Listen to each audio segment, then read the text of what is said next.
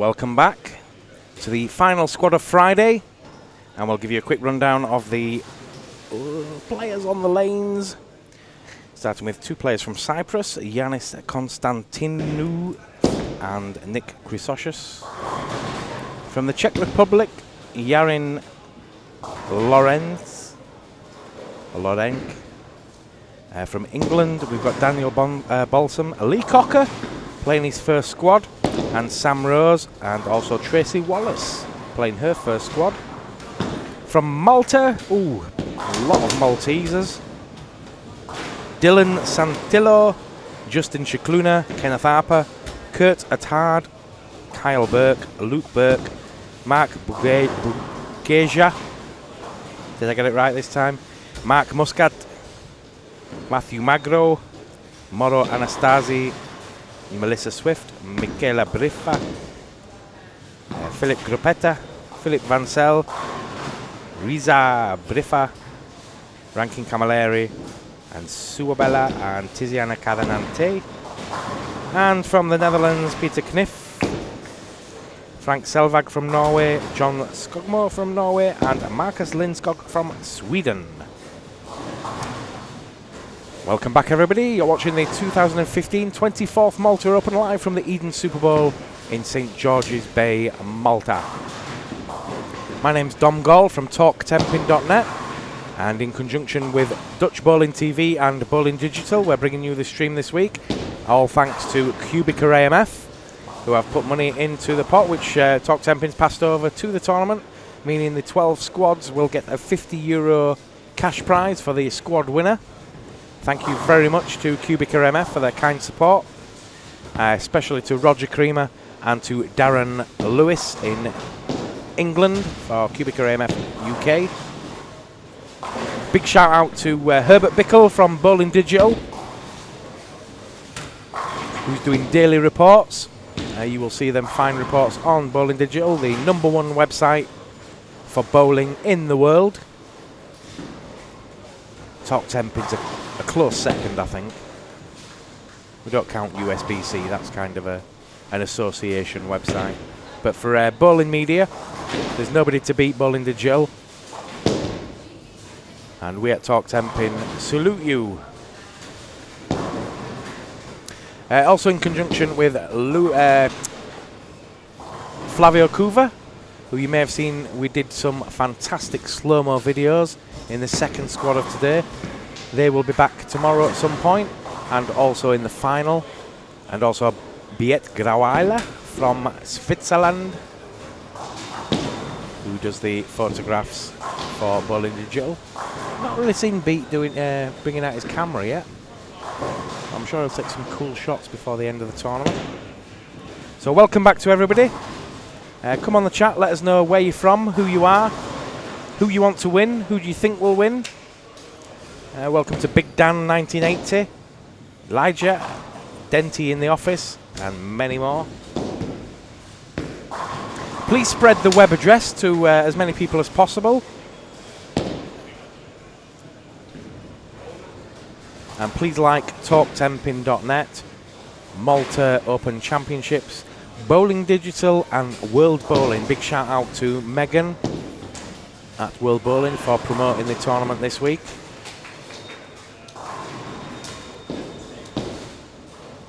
So if anybody watched the squad on Thursday night at this time, we saw some amazing scores go in. A 15.55 from Annie Thorell from Sweden, and a number of 1400s went into the scoring system from that night.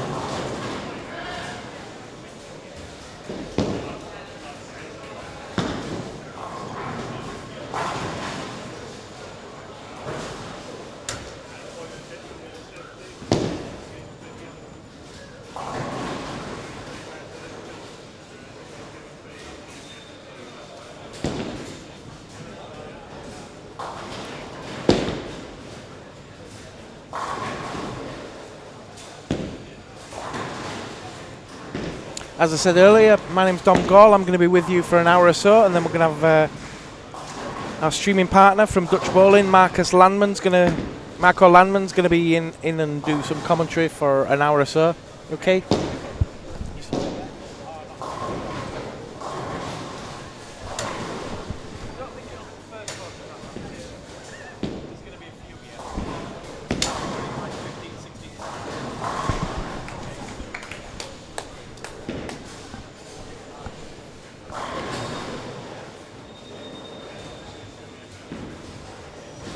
So thanks again for everybody for joining us this week. I hope you've enjoyed the streaming so far. We've had a few problems.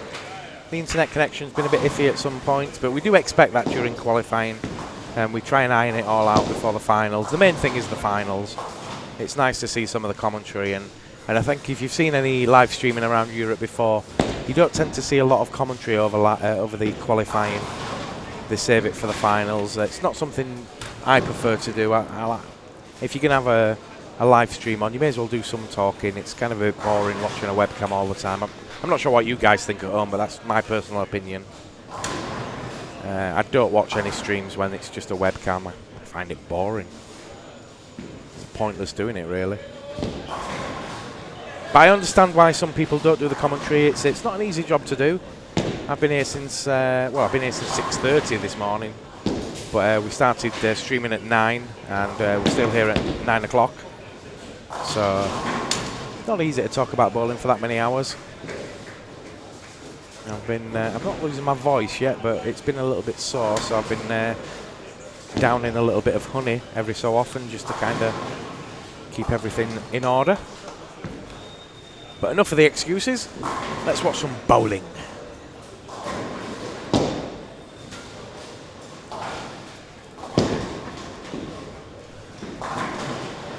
It looks like Matthew Magro, the youngster, has opened up with the front three.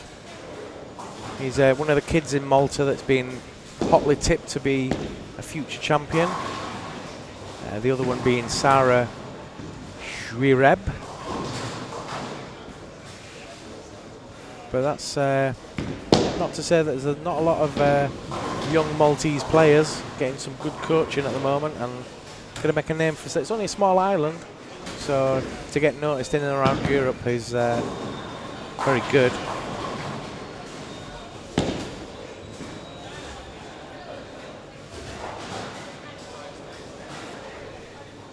All these top Europeans come over to Malta and they get a game from the Maltese. They don't lie over. They don't lay over easily.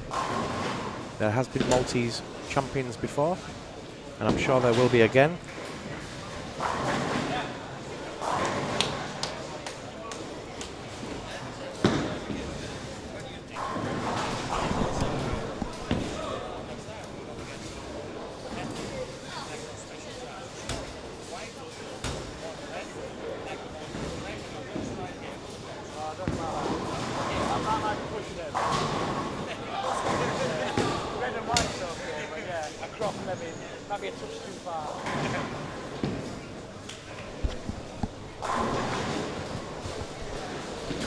Yeah, Rick Vogelsang, the coach of Matthew Magro. In fact, Rick, do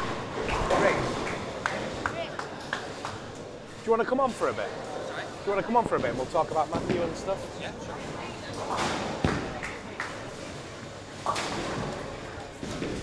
So we're going to be joined by Rick Vogelsang, who's the coach of a lot of the Maltese players and also the Swiss team. Welcome, Rick. Good evening, everybody. That's it, yeah. Okay, yeah. Right, tell me a little bit about Matthew Magro. He's got the front four at the minute. He's 13 years old? He's 13. He's going to be, I think in October, he's going to be 14. So He's a big lad to start with, isn't he? He's almost 6 foot already. Yes. He is, I think, one of the tallest. One of the tallest at the moment, and he's doing very, very well. You know, he's also a member of the National Sports School here in Malta, where also Sarah Shwireb is a member.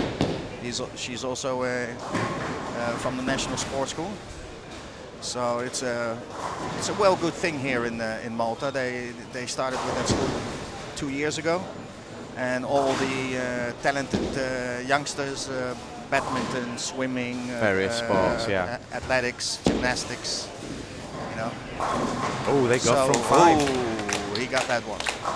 We're looking at the guy in the blue shirt there, 13 years old, and holding his own against some of these adults. Yeah, let's see if he can, you know, give them a run for the money. It's been he's with me now for this is his first year in the school. So all right, so we've been he's improved a fair bit in a year, hasn't he? Yes. He, when we started, because Sarah already had 2 years on him, but in this from early September up to now, he really improved. How many international tournaments has he played? Any? Is this kind of the only one he's played so far? This is the no. Last year they played with did they go to with the youth to the what was that thing in England? London International Junior. Yes, yeah, I was just thinking that one. Yeah. He did very well. He did the other one in Nugent the week before. Yeah. He won that one with. Now I have to get some outside information. He's on the front 5 at the moment, though. He's just stepping up in the blue shirt on the left-hand side there. Looking for number 6. I don't know. Go on, lad. Whoa. Nearly. All right, nearly. So yeah, he played with another young lad there in England, and they won there the doubles. And this year they got also nominated for the MOC, the Malta Olympic Committee. He won an award. Oh, excellent. And Sarah, who played this morning or this afternoon, she won the youth best athlete. So excellent. They're doing very well. You got to be pretty proud of the pair of them. Yes. It is. For me, always very nice to, after the hard work, because they train 4 times a week.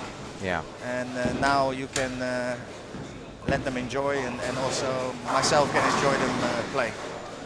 Same with Justin. Justin's doing good. Oh, Justin's quality act, though, isn't he? Yeah. I'm surprised he's not won it, to be honest, Rick. He's always there and thereabouts, but just that last little bit that he doesn't quite make it to. Yeah, and here it comes because of the island. You know, we don't have the big chance to go abroad because it's so expensive. We have to fly everything, and then we had a great tournament for us to go to, the Etna Open. Unfortunately, it was cancelled. Yeah. You know, that was for us just hop on the plane or on the on the boat. Yeah. He's on a 2:79 pace at the moment, though. And you're also the coach for Switzerland. Yes. How long have you been doing that now? I started in February, and we did some meetings already. Some of the youth are playing here. They got some 4 kids over. Yeah, I noticed the kids for the were first over. the first international meet, and you could see that they were nervous, weren't they, this morning? Yes. But that's all part of the bringing them over, isn't it? Yeah. If you're going to teach them, well, you've got to come, and you're going to get your ass kicked and all the rest of it. But but come and enjoy it. But if you want to get better, you have to compete with better bowlers. Just say Neil Dent. What were you doing at 6:30? I came in at 8, and they're supposed to be running this show. I was in at 6:30 this morning because I left my phone in the office, and I was worried about waking up on time. Yeah. Good evening from the Netherlands, says JGM75. After this event, have you got anything planned for the Yes, the we're kids? gonna go. Well, actually, it's a couple of things. Beginning of July, I'm going with Switzerland to Japan. Ah, cool, yeah. And who's going, just Sue? And the Maltese are going as well. Sue is going, and Maro Anastasi. Maro, yeah. And for Switzerland, I have Tanya Kuva and a Swiss called Hanchi Kwan. I've seen him. He's good. Yeah. He's 5'7", 10" Oh, on stream as well from one of your kids. Or is he not one of yours? No. No, but he started this year. It's actually he's got his own little beginner's bowling ball. Let's say a couple of like maybe 2 months ago. And he's a good friend of Matthew. Yeah. So it's watch and learn. Yeah, like you say, it's difficult when you're on a little island to kind of get out there. Everything's going to be at a cost and stuff, so they're going to be limited by some of the events they get to play. Yes. But I mean, we saw Diana Zavjalova a few years ago at 15 coming over and then going off and and you could see it straight away from wow, that's promising. We were gonna see more of her, and yes, it's she's doing very, very well. Yeah, there's a lot for the girls to look up to now where it kind of, there didn't seem to be much of a game for the girls to have a career in, but now they can make a few quid if they... Yes, it's a few euros. Got to put new life in the States, so to make it a bit more attractive. And obviously, Sarah's a young kid at the minute. I mean, you're not going to look that far forward, but would it be a possibility for Sarah to be going out to the USA to one of the universities? Well, because I'm a, let's say, still Kegel fanatic. You would want to get her to Weber. That will be for both of them. Yeah. They are only a few months apart. His ideal bowler, let's say, is Ramon. And I can remember last year when he was here. Can you ask him if he can make a picture? It's great, huh? It's great. I was just looking at the way he bowls his arm across his body. Yes. A lot like Ramon. Yes. The thing is, I'm still very good friends with all the ones at Kegel. So I use some clips and ask for a little bit for help. And we keep in touch from try this and watch this, and it's great. Neil's just asking who had the 5-7-10. It was Kurt Attard, was it? No. Was it not? It was Dylan. Dylan, yeah. Dylan. Yeah. I was out in Florida last year. Went out for a family holiday, and I was kind of worried about saying to the wife, I want to go to this place called the Kegel Centre because it's just down the road about 40 minutes. Can we go? But how do you tell your little 6-year-old, Daddy don't want to go to Disney today, he wants to go to this bowling centre? But anyway, we got a chance to go down. I got in touch with him and I got the tour around it, and wow, what a place that is. Yes. It's kind of in the middle of nowhere, and you look at it, it's like a box, and you think, is this the place? And then you open this door and you think it's going to be like some kind of shed or something. Yeah. And then all of a sudden you've got all these lanes and all the equipment, pro shop. I used to live there for 7 years we call it in the orange grove. A lot of oranges. But I got to take photographs and anything, and they took me around the place where the products are made, and he said, yes, can't take any photographs here. No, okay, I understand that. So we walked around and I thought, wow, what a place this is. How cool must it be to be a junior to work there? It's a family business, and it's they always have a lot of fun. I don't know if you met Chris Chartrain, the president. No, I didn't actually. He's in fact, they work very hard. I'm embarrassed I forget the guy that actually did meet. Some smart guys there. Oh, definitely, yeah. Yeah, I got to see some of the stats from the computer programs they have, and they showed me Chris Barnes. And one of my questions was, who's had the best stats at the Kegel Centre? Yeah. Yes. And I was told Parker Bone was really good, and some of the other pros. But even some of the great pros didn't have fantastic stats. It's what they love. They're collecting data. Yeah. Yes. They can call up on the computer everything, what happened, who, what, how. And that's the other part of my bowling. That is also one of my proudest projects, building that center there, the training center there. And the lanes are actually the flattest lanes in the world, aren't they? Yes. They can adjust every part of the lane to make them. I can guarantee that it is the most high-scoring lanes, because we put, I think, in every pit area there is where the pins are standing, probably about 1,000 kilos of steel. Wow. Between the kickbacks underneath the pin decks, and if you if you have in a normal center one time the messenger, there it's 3 times. You know? How did you end up over there then? I was Where are you from originally, actually? Holland. You're from Holland Yes, originally? born and raised in The Hague, and I traveled a lot, and I met John Davis when I was in the Middle East, and he said, you know, anytime you want, you know, the door is open for you. And just one day I said, you know what, maybe it's time for a new challenge. Yeah. So I said, yeah, come over. He said, you know, we're gonna do some crazy things here in the States. So, you know, and that's how it started. And then Jonathan Davis put everything in place to get to the new building in Lake Wales, because they were in Sebring first in an old bowling center. That was from his dad. And as soon as the Lake Wales was open and functioning, I went back to Sebring and transformed the old factory back to a bowling center. So that's now again operational bowling center. I would have liked to have met John Davis. Sadly, he's deceased now and he's not with us. But the legacy he's left is probably second to none in a lot of ways.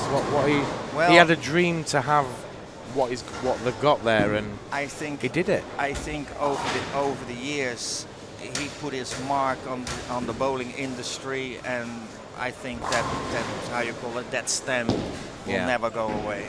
It always will be connected. It's you know, and everybody I think who works at Kegel or like me have worked there, you're proud, you know, you really you're part of the family for life, sort of thing. Yeah, I noticed when we went into the kind of office area, when you go through the centre into the first few doors, there's like a little office area and some steps going up. The nice big picture of John there. Just got a quick question to ask: how many British entrants this year? About 40, I think. 40 quite English. a few this year. Yeah. Oh, just having it. Hang on a minute. The stream's dropping out again. Just close it down and start it up again. Typical. We get going and the stream comes off. Try. We should be back in again. So, how did you end up in Malta then? If you. Okay. Well. Yeah, it is. It's again. I was in the Middle East, and I just finished a 24-lane center building in Netanya, in Israel, and there was the European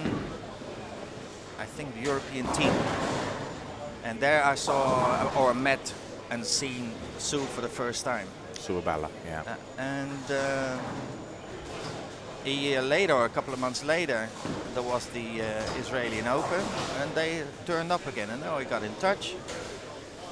Then Israel's supposed to host the Mediterranean Challenge Cup, and because of what was going on, they moved it to Cyprus.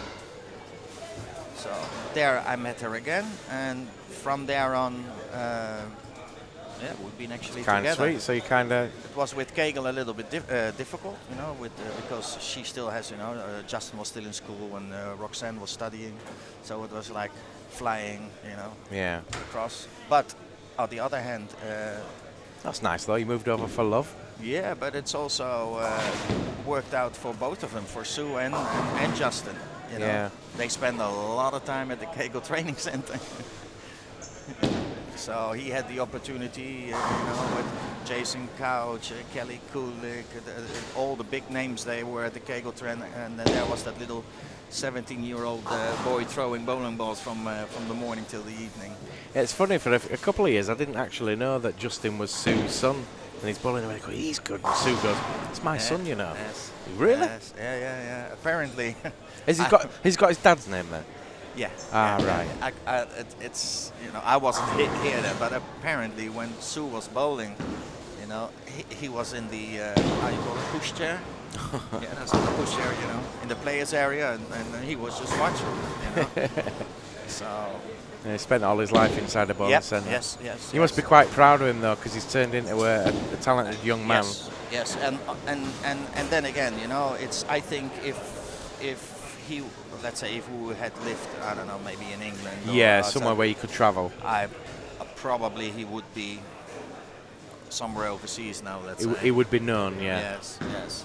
Yeah, he is good though. He bowls a 300 every other year, and he's still you know, improving. So.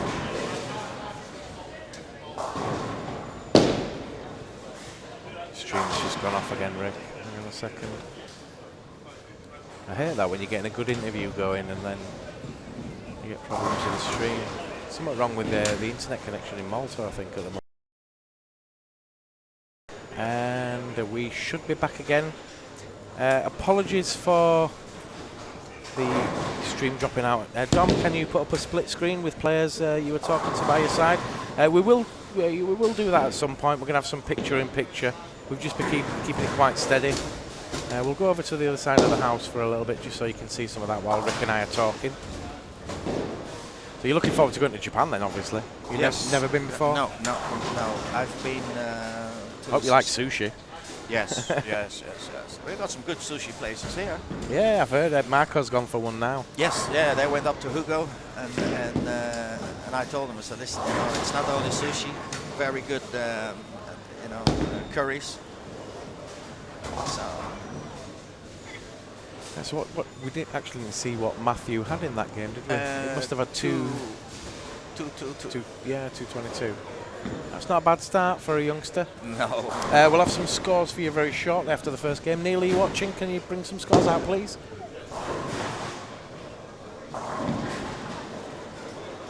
But for a small island, there's actually quite a lot of good players here, isn't there? Yeah, we have a small group. You know, like my group, I have Justin, Maro, Kenneth, Justin, Sue, Mark Muscat, who made his personal best. You know, I have big Mark Bujaya. He started training a little bit again. I don't know, maybe who are watching now online can still remember him from the old days. He is big, that. Yes.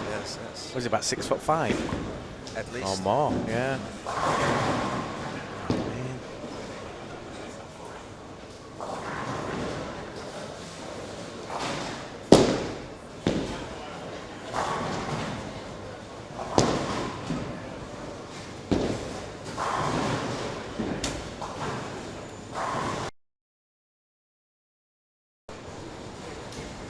Apologies for the stream dropping in and out at the moment. We'll get these scores in quickly. Justin with a 258, Justin Scicluna leading. Lee Cocker in second with 250. Philip Gruppetta with 229 and Daniel Balson with 225. Making up the top five, Sue Abella with 215, 223 with ladies bonus. And then the youngster Matthew Magro in sixth with 222. Ranking Camilleri from Malta also with 217. Mark Muscat with 213. Mark Bujaya, how do you say it again? Mark Bujaya. Bujaya. 213. Giannis Constantinou with 211. And that's right. Michaela Briffa with a 202. Not a bad game from her. 210. No, that's a good game. And then a few more 200s. It's the majority are Maltese, obviously, because you know most of them have to work during the day. So. Yeah. And it looks like the scoring pace, you know, gets higher as the day progresses. So maybe we'll see if Justin or Maro, even Kenneth can pull another 300. They did it before, so. Right, we're just going to knock the stream off a minute again. Okay. I think I'm going to have to close it down and reboot. Well, I don't think I'm going to reboot, but I don't know if I should knock off. I'll try it one more time, and then maybe we might have to close it and then this time of night, for some reason, it's messing about. It's that thing there, connection drops out. Oh, it seems to be okay. We should be back again, folks. Sorry about that. I think there's something about 9 o'clock squad where we get to this time. Everybody's online in Malta, and the connection runs dry pretty quickly. But we should be back now, folks, and it looks like it's staying up. Oh no, there we go again. It's dropping down. Boom. And here we go back. Don't know why it does that. But we'll stick it out best we can. Marco's going to be in soon. He might be able to do something with it. It's sticking around. I should be okay for the moment or two, Rick. So what sort of training have you given your players going out to Japan then? Because it's quite a big tournament all said and done. Yes. For them, probably the biggest they've played in a lot of ways. I think. Give or take the World Cup. Yeah. World Cup they didn't play. Like Sue played the QubicaAMF, many times. But as I can remember, and from their past, I think yes, this is gonna be the tournament. Yeah. And they all pumped up to go there, and they go, oh, this one is coming, and this one is coming. It is a who's who of world bowling all said and done, isn't it? I think there is a Boeing 747 full with American pros coming over. Wow. Because it's a lot of money. I think it's 85,000 euros first place. Really? So, yeah. So I think even if you were not invited, it's worth to go over there. Kind of sets you up for a couple of years if you won that kind of money. Yes. Yeah. And in front of the IOC as well. I mean, we're all pitching to try and get into the Olympics, and this event's all part of that, yes, really. At the moment, how I see it, what you guys are doing with live streaming, get it out there. We're gonna have the QubicaAMF Promotion Cup in France. Sue's playing that. Yeah, Sue was invited, and one of the Maltese bowlers will also join her. But Sue gave the invitation to the federation. She said, listen, I can give it to Justin, but all fair and square, here is the invitation, so let the best bowler win. So they're gonna make a small qualification tournament for that. Oh, for one player to go over. So yeah, it's getting better and better. And, I have my own opinion about how you can speed it up, and I personally think that a bowl company like Storm is supposed to team up with Nike. Yeah. And as soon as Nike comes out with a bowling ball and Adidas with bowling shoes that they used to have, very good ones in the old days. Yeah. We've actually been mentioning a lot on the stream this week. It would be nice to see the big sports companies get involved, and corporate business really, if they get interested in bowling, that's when it kind of gets pushed a little bit more. Yeah, but it only takes one, like Nike or Adidas, whatever, to make that move. And as soon as that happens, other will follow. Just think about it though, if you had Nike Storms or something with a tick on them, how many kids would buy them shoes? Just about every kid in the country would. I've got to have them shoes. I don't care about it. I want them shoes. I don't know if you're watching Storm at the moment, but have a word with Nike and see if we can get a tick on a pair of Storm shoes and watch your Storm shoes sales go through the roof. It's the same with the kids, when the kids grow up, what you want to do? They want to go to McDonald's. Yeah. Yeah. So if you want a bowling ball. I want a Nike. Yeah. I want Adidas. Yeah, it's true. It's definitely true. We're just coming up to about halfway in this second game. Kenneth Harper looks to be going strong. Strike 9 spare Turkey. Yeah, we got some of the youngsters. One of my youngsters over on lane 13-14 as well. Luke Burke. Turkey 9 spare. So he's a good lad as well. We have three bowlers at the moment from what we call Special Olympics. They're in the Special Needs Special Olympics. And one of them, Filippo Petta, he's going to go July he's going to go to Los Angeles for their biggest games. So Excellent. he's going with his coach Mark Spiteri, who has actually now left the island, I think, to go to the senior championships in Italy. I don't know if it's a rude thing to ask, but what is Philip's disability then? Because he shot a 229 there. His disability is that he's a damn good bowler. And we've got another a deaf player playing this week from England. He played this morning, and he played really well. Yeah, you can see, it's here everybody can mingle and do the sports they love. Young Matthew Magro opened up with a single pin miss, but he came back strong with a turkey and a 9 spare. Yeah, that's what the thing they hate, and I just practicing spares. And of most of your kids, which kids, who are they looking up to these days? Which players do they like to watch? As you can see a little bit in the style of Matthew, so it's Mike Fagan, Yeah. Ramon Hilfering. So those are his favorite. Who's Sarah? Sarah? Crawley from England. Oh, Verity. Oh, she's awesome. Yes. Kelly Kulik in the beginning. Yeah. But they watch as what they can, and I keep on saying, it's just keep watching those clips, keep watching, and and just keep searching those internets, whatever what on the internet, There's so much information out there. I was just going to say that there's more information than you need sometimes. Can they be a little bit, what's the word? Petulant sometimes? Do they not want to do certain things, or do they trust you implicitly? Do they trust what you're telling them? Even do they argue back now and again, or kids will be kids sometimes? Yes, but sometimes also you have to be always on your guard. When Sarah came, she was 12. I think first time she was 12.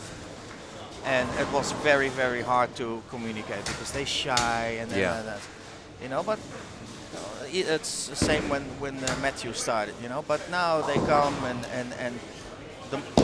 keep on telling them, listen, the more feedback you give me, the better it will be.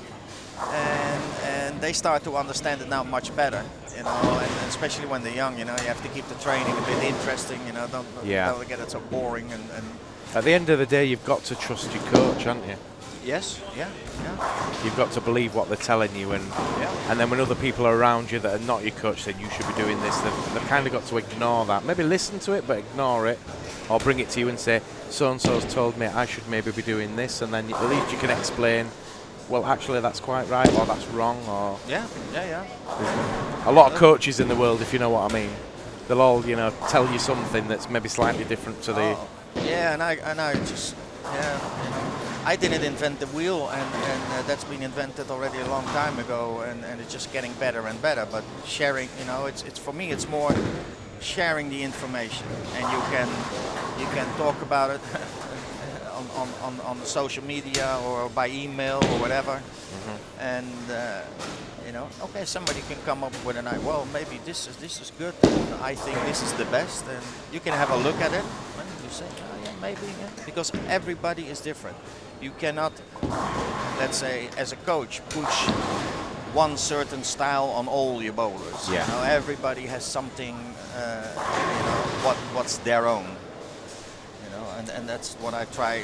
That's when I went to Switzerland as well, because they thought, oh, okay, here comes nice conversion. Do you have any two-handers within Malta or Cyprus that you coach at the moment? No, in Cyprus not, but in Switzerland I have two. Two? Yes. And then again, that as well, that is one of the most difficult. Oh, good one. He struck that well, Matthew, on lane 11. Yeah, it's flying at the moment. How do you Yes. coach a two-hander? And is it different to a one-hander? Yes. It's the there are so much more muscles and upper body Strength. Yes. It's quite hard. And then you have what I've seen is that you have many two-handed bowlers, but when it comes to the release, it also has to be a good release, and a lot of them is just two-handed. But when it comes, when they release the ball, it isn't. And I had that same in Switzerland, and again you have all the information on the internet. The ETBF coaching did a whole study about how to teach, a two-hander. Yeah? With the Osco, they used Osco as an example. So you can do it, but it takes a lot of time and a lot of games to do it. And for some it comes natural. Actually, he's standing next to me. This is the one who stands next to me. Youngster. Hi, Edward. He is the youngest one of the family of Sarah. And he is waiting for news from the school if he's gonna get accepted, yes or no. Oh, excellent. So this could be number 3. Well, we've got a question for you here, Rick. Yep. Dom, ask Rick, what's this dual thumb all about? Dual thumb. Can you explain a little bit more, Fred? What do you mean by dual thumb? Well, we'll come back to that one in a moment. Just coming up to the end of the second game. And talking about the sports school here, actually I think he's leading the Maltese ones at the moment, Kenneth Arpa. Also his son is a very talented football player. Okay. So he also applied for the school. So actually both of them are waiting for results. Oh, excellent. So yeah, it's good. Yeah, and Eden Super Bowl actually are doing a free deal over the summer. They're getting each kid in the country can get like €600 worth of free bowling or something. This summer? Yeah. Yes. That's got to be good for you guys in the long run if you get more kids. Last year it was very good success. But to get when it comes to to pick the talents and say, hey, listen, there is we got the youth squad and you're interested and that, then but when then the money comes involved from okay, it's going to cost you so and so, then a lot of them drop away. Yeah. But we had some who stayed. This time it was a few girls, actually. Yeah, Fred says, have you seen on the PBA site where a ball has 2 thumb holes? I've not seen that myself. No, but I think that is a thing from out of the old days. The old days, what they did was you had the fingers, the thumb, and then they 180 degrees on the other side. You had the other thumb. So they used, so you had like, positive side weight, negative side weight. But I think now with the new regulations, I think I don't think it's allowed anymore. But I can be wrong. You're only allowed 3 holes, I think.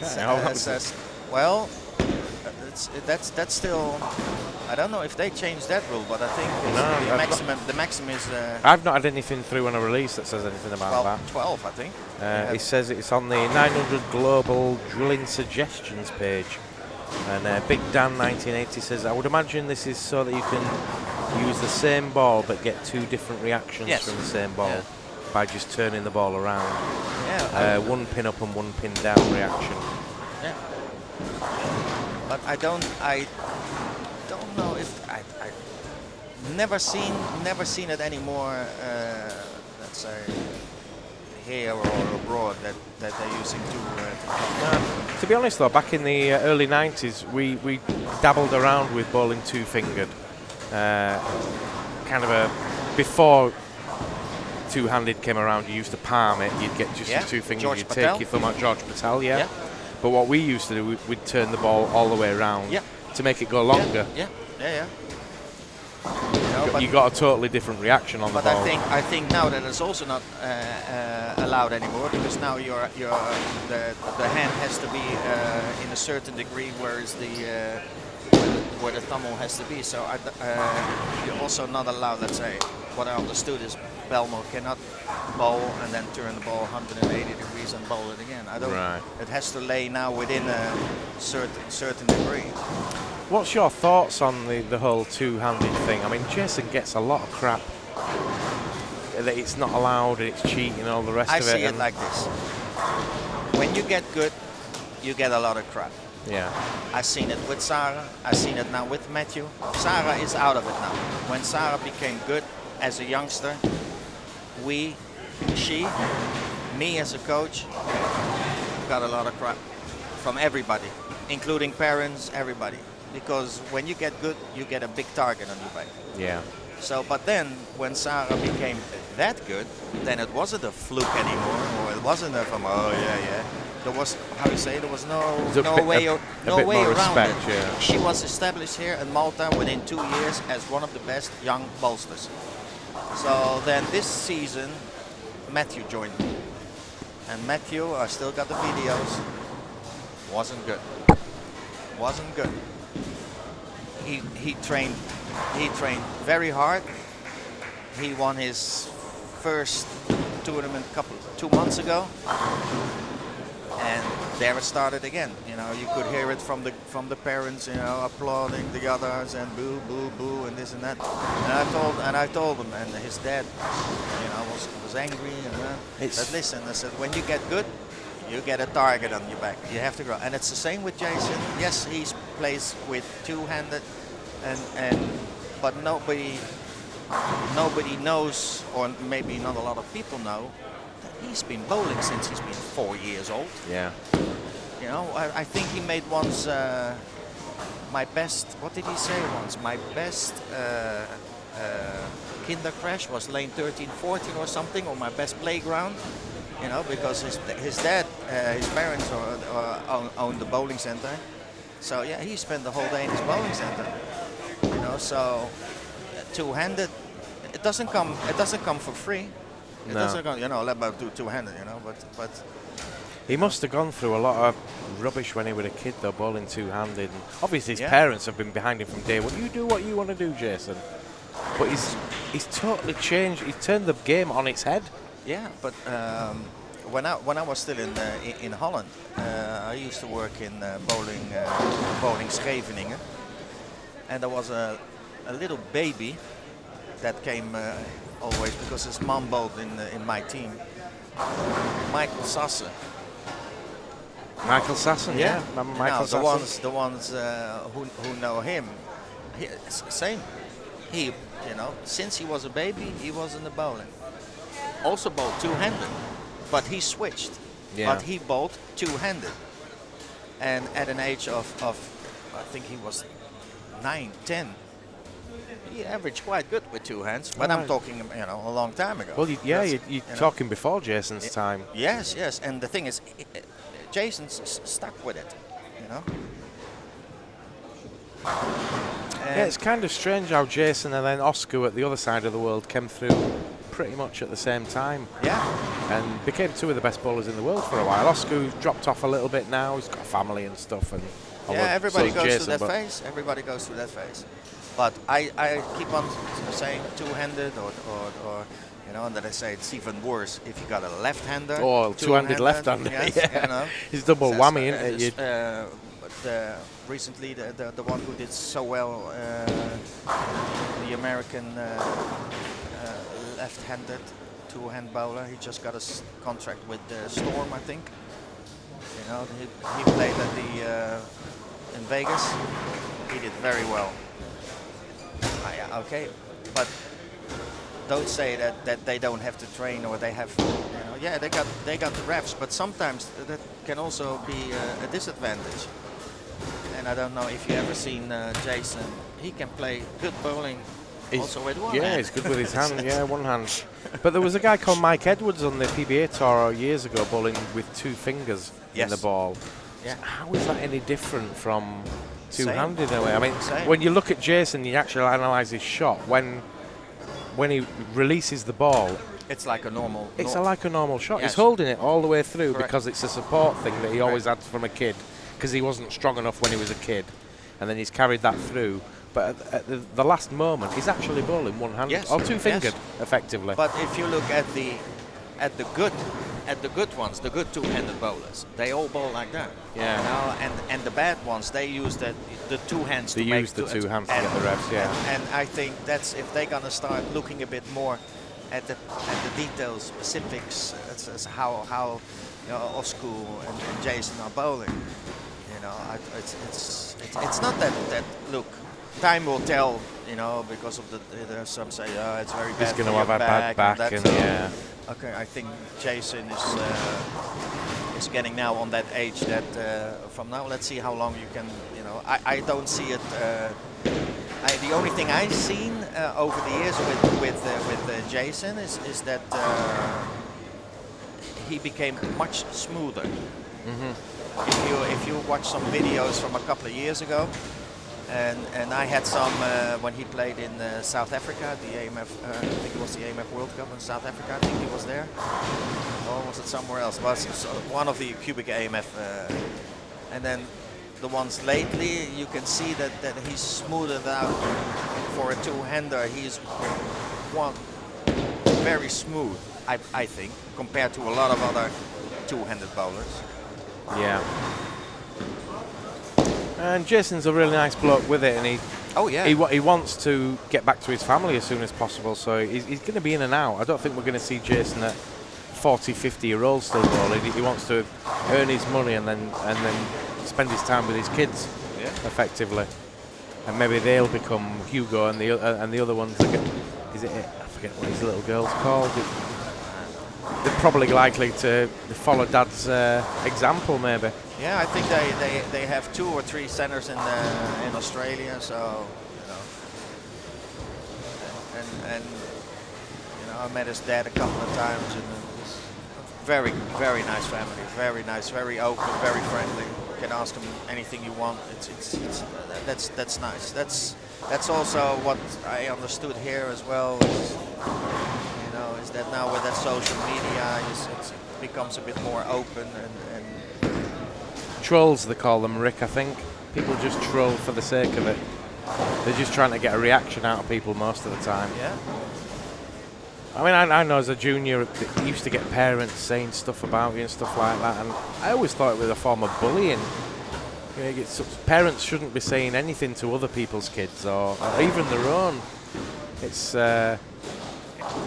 kind of the only thing about the sport I don't like is the jealousy and stuff. Yes. But I think that's the same in any sport. Yes. You could have kids playing football or rugby or cricket, and it's when parents take it that little bit too far. They take it sometimes way too far, and you know, why my kid is not selected and why this and that. A question there from, well, not so much a question, but you don't see much of backup players anymore, or do you? No, that's. We used to have. They used to have a good one here, and Doris Camilleri. She was former champion of this event. Yeah. She was one of the best backup bowlers. It's kind of what girls did when I was growing up. They bowled backup and boys bowled hook. Yeah, it was like. But I think it's a bit of a coaching thing as well. That's the first thing they say. No. That's. Do you think that would be the next thing after two-handed? That if a pro backed it up, he would get a lot of crap for it. Oh, but that's all. You know, that's all because of TV, and I'm guaranteed. I guarantee if somebody will make the TV shows bowling backup, and you know, let's say he will beat the Jason Belmonte. I think the next day there will be thousands and thousands of bowlers going on the lane and try to break it back up. Let's try this out. You know. Yes, actually, when I bowled up, I bowled straight, and then I started backing it up. And this woman said to me, Sue Megson, she was called, an international at the time. She says, "Oh, you've got a fantastic backup shot." don't ever change. A couple of weeks later, I thought, everybody's laughing at me because I'm a boy bowling backup. I need to bowl hook. So I obviously went to hook, and that was it. Never bowled backup again. But yeah, you don't see so many of them now. We're just into game 3. We'll need to get some scores after game 2. Neil, are you still watching? Can we get some scores, please, my friend?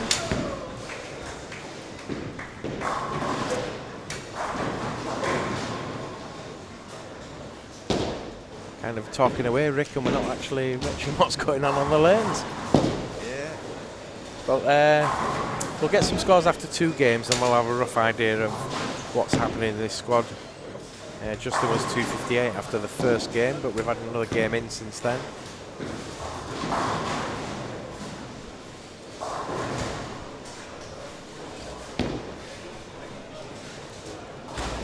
Scores, please.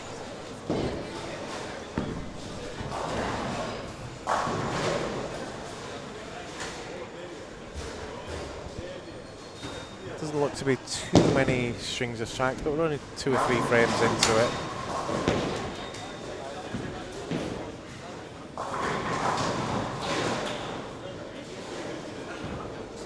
See anything, Rick, that looks good? No.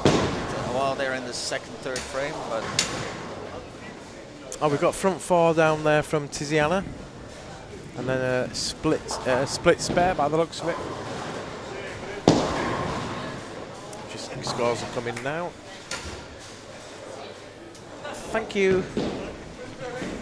So after 2, ooh, your good lady Sue Abella's now top. 484. She must have had a good game there. That's my girl. 468 scratch, 484. Lee Cocker in second with 473. Justin Cicluna with 462. 2 pins ahead of Philip Gruppetta. Yarin Lorenz with 440. 437 for Mark Muscat. Rankin Camilleri 433. John Scogmore 429. Kenneth Harper 427. Matthew Magro 419. Tracy Wallace 418. Melissa Swift 417.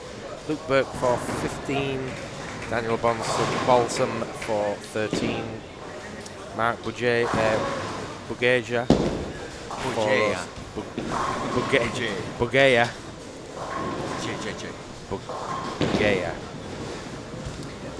402 from Philip Mansell and Tiziana Calinanti. 401 the top 17 over a 200 average. Yeah, Marco's back. Yeah, he's back from the sushi.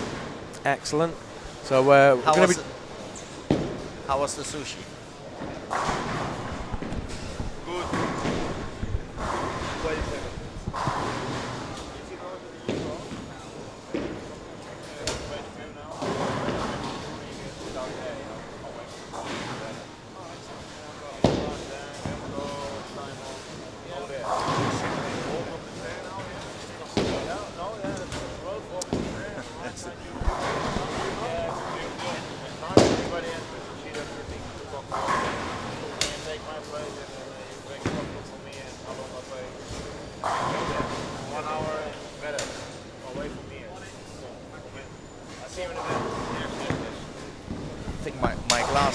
Glasses are tangled. My glasses are tangled, but I think it's just a question came in. Okay. Rick, do you believe in straight is great? Straight is great, they means. Straight is great. Well, sometimes, you know, it's not all about the hook. So if that gives you the greatest carry to get the, you know, straight to the pocket, why not?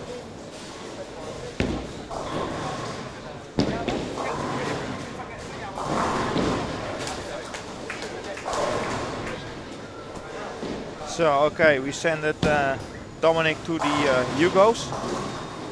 I have a special spot for him there, including a cocktail. He didn't know, but... Oh yeah, it's all reserved. No, it's better for him, you know. He's doing a full day this job, and I know exactly what it is to talk the whole day about bowling. And for him it's good to take a break, so we give him a special break. Yes. He's been here, I think he's always the first one in the building.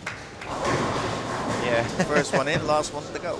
Yes, yes, for sure. So here's Marco Landman from Dutch Bowling TV. Next to me we have Rick Vogelzang. Well, Rick, what's happening in this squad? Somebody tell me the scores are not so high as yesterday. No, Yes. yesterday it was the a very high scoring squad overall. Today it's a bit. Well, we got a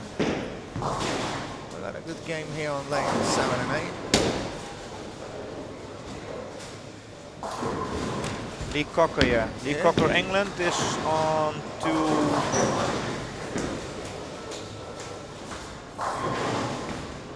I think he's on a 280 pace. No, Yeah. 270. 270 pace. We got the youngster here on lane 9 and 10, Raiza Briva, the lefty.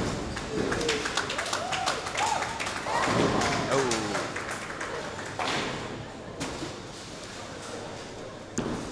Let's check on that lanes.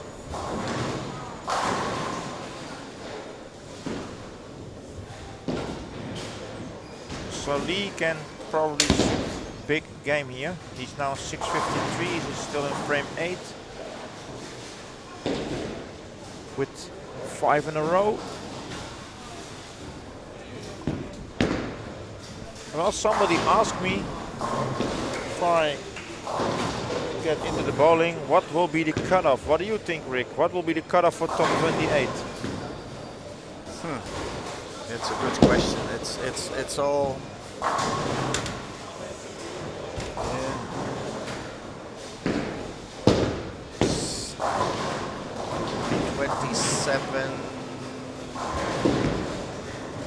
2760.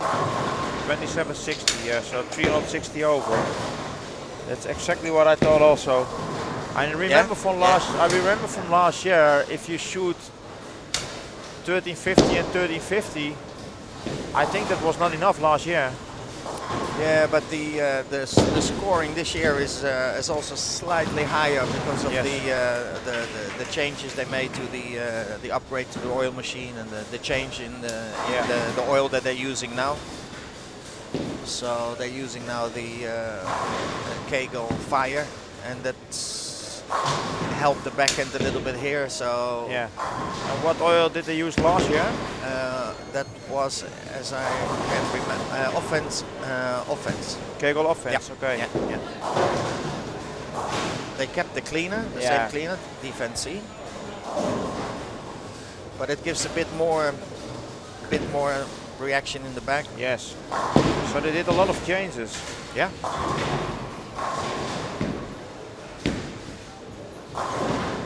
So right in front of us we have a youngster from Malta. How old is she? She is, I think, 16. 16 years, okay. I think. Whoa. Good And what conversion. about the other youth players from Malta? We see he's Luke Burke is also from Malta. Yes, we have Luke. His twin brother plays on 9 and 10. So those are actually twins. Yes. They are from the, they train with me. They're from the Special Olympics. They have special training as well, and they're doing good. They had a good game before. Then we have, of course, Matthew is, well, he's picking it up again, but he was doing quite good. I see Justin is in the squad. Yeah. So it is a Maltese thing because of obvious of work. Yeah. You know, most of them have to work. So, and then also the kids because they are now in the exam. So Yeah. you know they have to So play the later spot. You practice a lot with these guys. How much in a week do you practice with them, with the young stars? With my kids and like Matthew, Sarah, I train because they're from the sports school. Yes. I train 4 times a week. 4 times a week, okay. Yes, from the 4 times a week with the school, and then on the Sunday I let them bowl with the elite, with Neil Sullivan, Mara Anastasi. Yes. And, you know, to give them a little bit of competition. And these youngsters are also in the national youth teams? No. Which of them are in? No. We don't have a national, let's say, national team of youth. Okay. It's just a youth league. Yeah. And you know, they're proud to wear to wear the shirt with the Malta on the back. They go in next month. They will go to England, play 2 tournaments, some of them. Yeah. So quite a big group. So that's for a few of them will be their first outside Malta encounter. But these boys who are 9 and 10, Luke and Kyle, they've been, because of the Special Olympics, they've been abroad, you know, to the Special Olympic Games, I think twice already. So they have already some, let's say, a little bit of experience. Yeah. But recently they came to train with me. So they are changed the game a little bit. So. But kids with special needs, it takes a long time to let them understand and you know, how to bowl proper, let's say. Yeah. But yep. They are on a sports school, you tell me. And what are they doing there? They also practice also like fitness, Well, physical. the National Sports School has has, you know, different disciplines, you know, gymnastic, athletics, water polo, football, of course, badminton, and bowling. And yes, they do all kinds of. The first 2 years they do all kinds of sports. Mm-hmm. Like Sarah, when she started, she also had to do athletics and a little bit of everything. Yeah. Now she is came in the third year. Now it's only bowling. So there is no that they have to go to, let's say, to the gym and stuff like that. That's all up to me. Yeah. Okay, so then you practice with them, and when there is a national championship, youth championship, and Team Malta must go there, then you make a selection of them, or is there any? Well, the funding is a bit, you know, especially for the kids. But the majority of the kids are not that I can say, listen, you know, you can, they can go out and compete. Mm-hmm. They're not of that standard yet. It's coming, because it's not been that long that they started again with the youth squad, because I can remember there was none when I came here. So, but maybe in the near future. Yes, you know? and then the national team men and women. You have also a national team men and women here for Malta. Also not because of the funding. Every champion is a championship or encounter. It goes through qualification tournaments, so everybody who's a member can enter, for example, QubicaAMF World Cup, the National Championship, and then the winner will go to the ECC. Yes.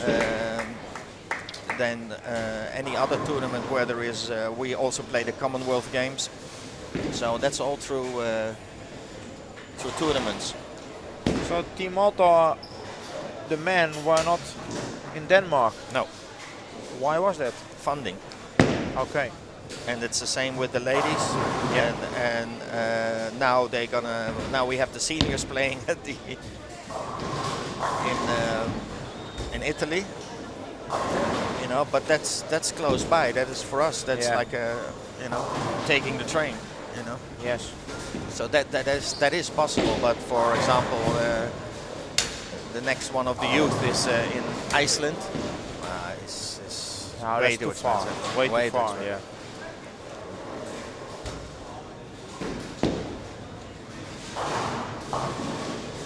Well, it looks like the scoring pace.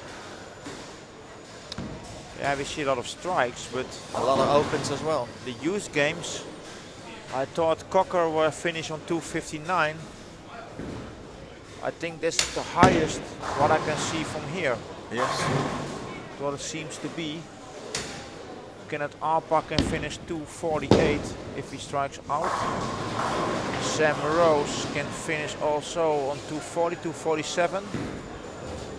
Then he has to strike out. Then I see everybody I think is struggling there on 15-16. Well, you watch a lot of bowling this week. You see also the big differences between the squads, the scorings and the reaction on the lanes? Yes, it was yesterday. It was the same actually as today, except this squad. Yesterday it was the late squad was overall very high scoring. Yes. Some very good scores came out of it. And the same this morning. The first squad was a bit tame. Then it started to pick up pace, and the squad before here, 300 games, and I thought, okay, well, let's see what the 9 o'clock does. Now, so far, it did not do it yet. No. But this was game 3, so we have 3 to go. So, and what I said to Dom as well is that there are some bowlers here that can do that 300. Yeah.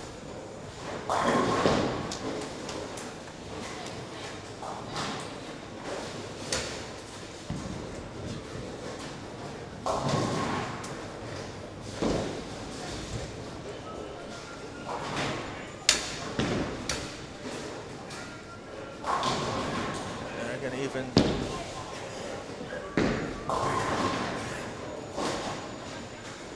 looks like everybody is struggling on that 15-16 at the moment. Yeah. Everybody. Well, I got the same there. It was so strange. I never got it in years here that I have to move so deep on 15-16. I can remember from the last 5 years I was here, it was a lot of break.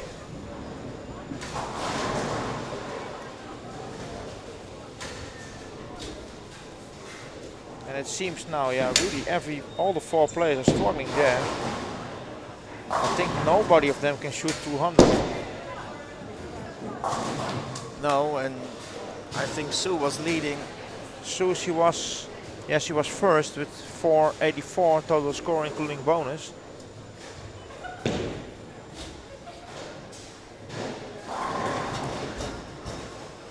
And I think she gave them all away now. Yeah.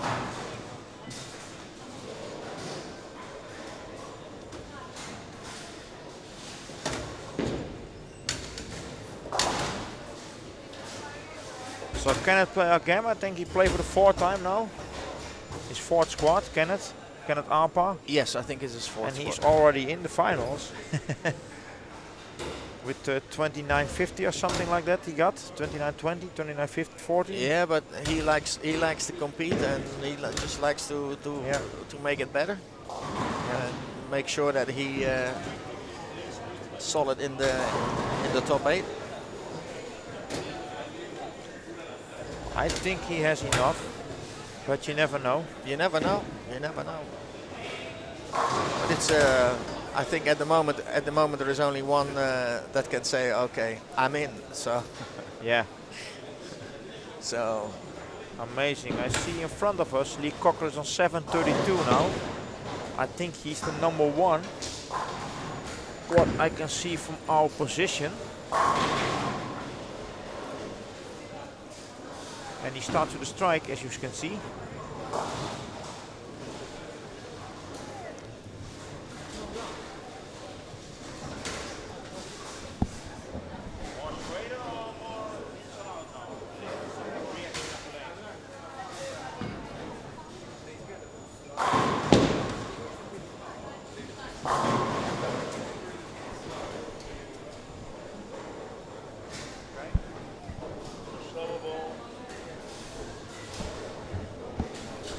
Okay, just ask Lee Cocker what he doing on the lanes, and he tell me you hit the pins hard you hook the ball more and more speed, you get a lot of solids.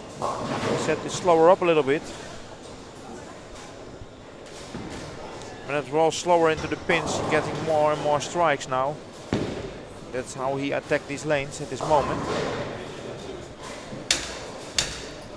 Well, Kenneth's biggest, gun is always that he can, manipulate the ball reaction by lofting. He's not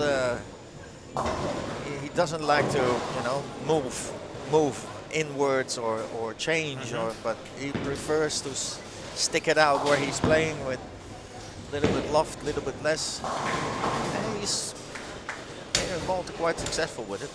Yeah.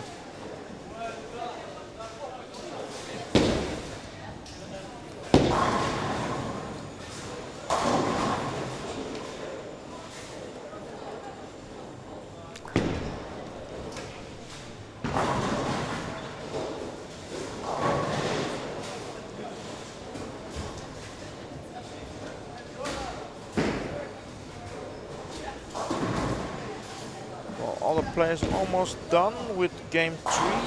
Yeah, they still bowling on 15-16. Yeah.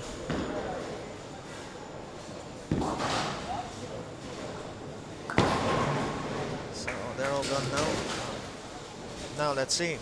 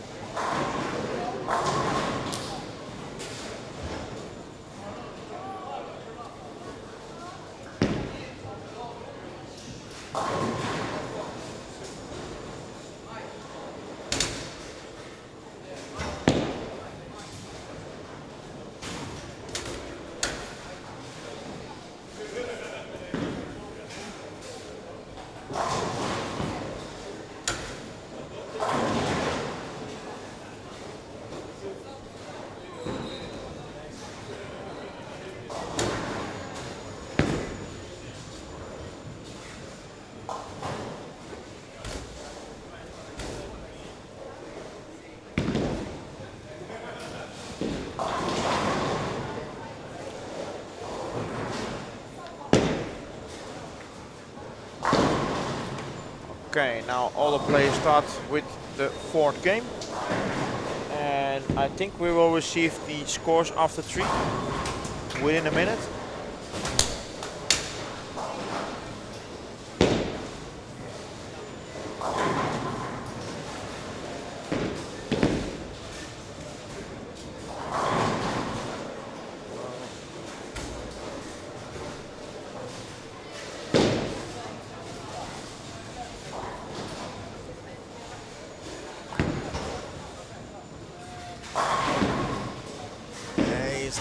Nice and deep already, Lee.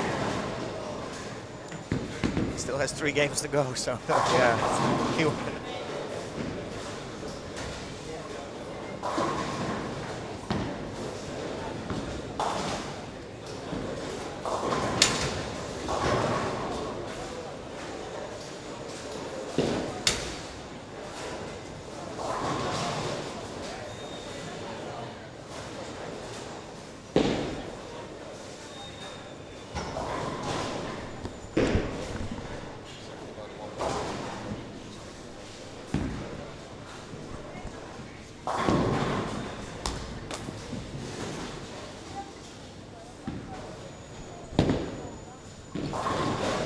So still waiting for the score updates.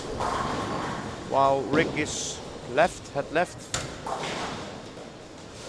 Doing some coaching work.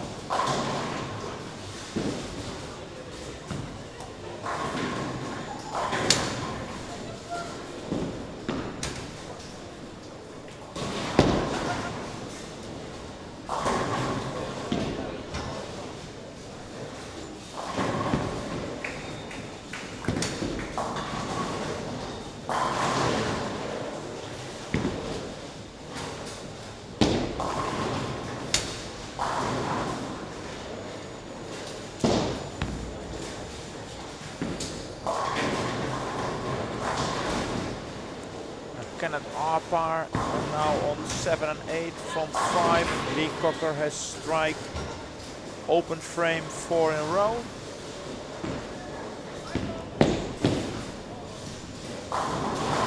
And I get the score update here after 3 games. On first place in the squad, Lee Cocker 732. Melissa Swift 683. That's including bonus. Sue Abela placed 3, 677. Yarine Lawrence with 666. Justin Shikluna 665. Mark Bujega 663. Kenneth Arpa 662. Rankin Camilleri 658. Philip Rupetta 639. Daniel Belsom 638. Mark Muscat 632 on place 11. We have on place 12. Tiziana Caranante 627. John Schopmo place 13, 619. Nick Chrysogos with 613 on place 14. Janis Constantinou with 612 on place 15. Luke Berg 608 place 16. Tracy Wallace with 596 on place 17. Mauro Anastasi 584 place 18. Philip van Zel 582 on place 19. Matthew Magro 578 place 20. Peter Kneif place 21 577. Then we get Sam Rose 563. Raisa Brifa 553 pins. Frank Selvak 546. Marcus Lindskog 517. Kut Atat 507. Michaela Brifa 472. Carl Berg 403 and place 29 Dylan Santillo 402 after 3 games. So only Cocker, Lee Cocker here, he's on 7:32 at 2:44 average. If he can hold this average, that will be enough for a qualifying place in final step 1 for sure. And Lee is now on lanes 9 and 10. And let's check there what he's doing. There we go, on lane 9. And he strikes again. That means now he has 6 in a row after his open frame in frame 2. He can strike out for 268 maximum score. While Kenneth Arpa, more left in your screen, is on front 6. And now he's going for front 7 on lane 7. Sam Rose from England has front 5 on lanes 11 and 12. While Kenneth Arpa leaves a 7 pin, so no 300 anymore for him. So for the 300s we have to focus Sam Rose from England. He's now throwing his ball on lane 12. There we go for the front 6. There is the front 6. So he's still in the running for a perfect game.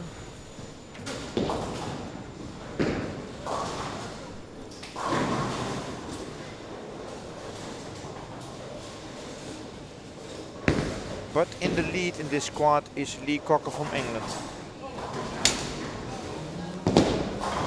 Giannis Constantinou, ooh, that's a bad shot. Totally miss his spot. Get a 6 count.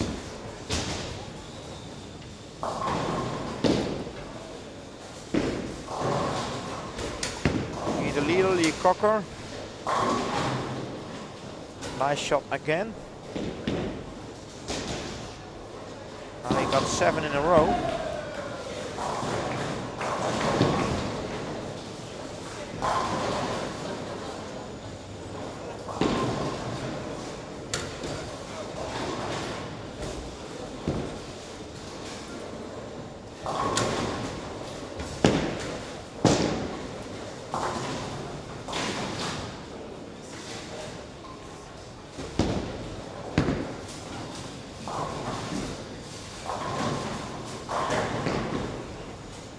While Lee is playing totally different line than the other players on that pair of lanes.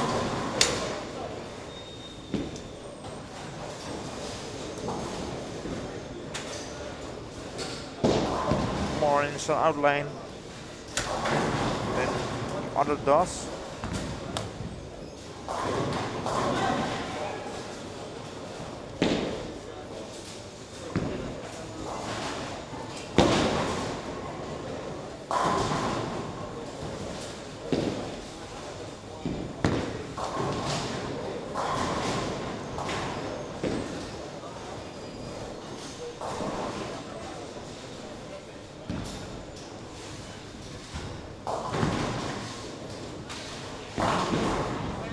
Front 7 now, Sam Rose.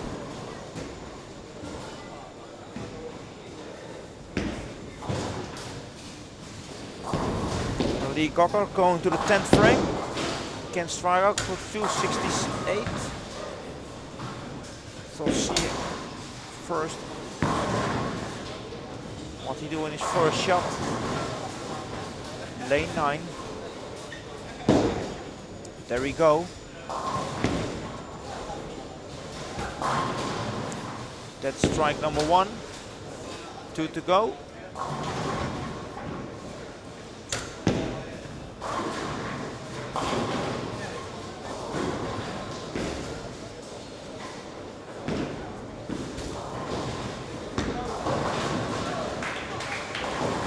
If he strikes out, he has exactly 1000 over 4 at 250 average.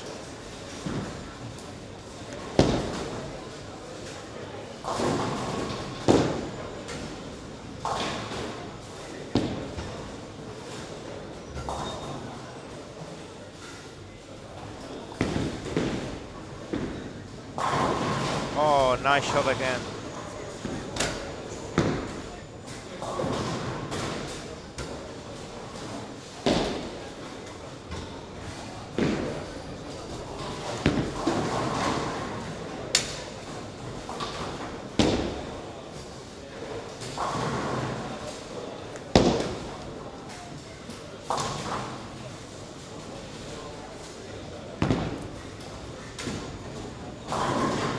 Yes, strikes out for 268.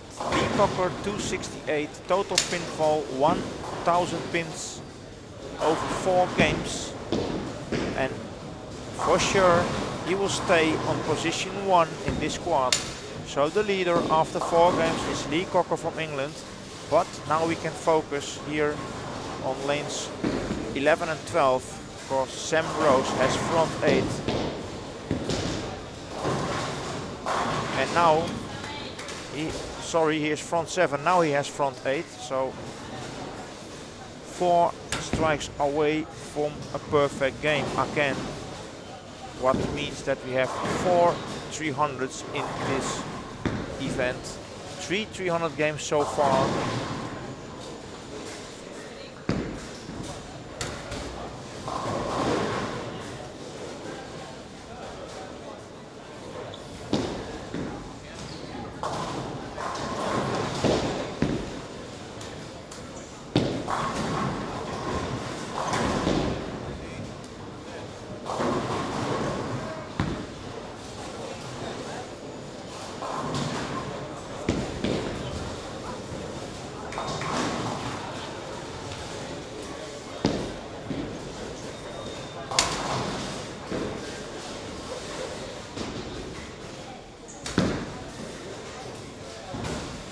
Sam is going now for strike number 9 in a row. Lane 11. And it is 9 in a row. 3 strikes away from a perfect game.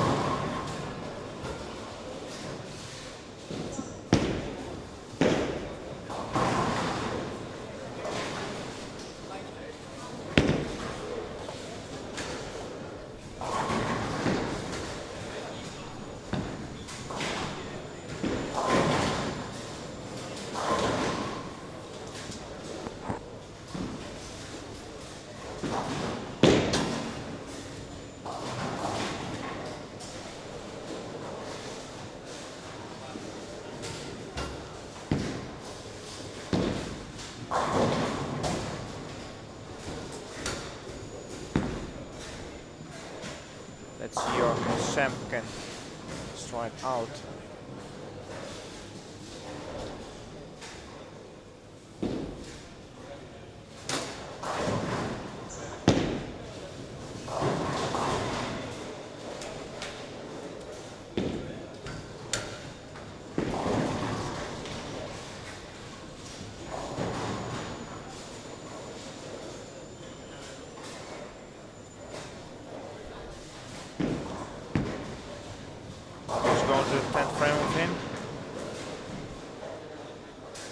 Felipe Vancel finish on 215. And now we get Sam Rose from England. 10th frame, 3 strikes to go for a 300 game.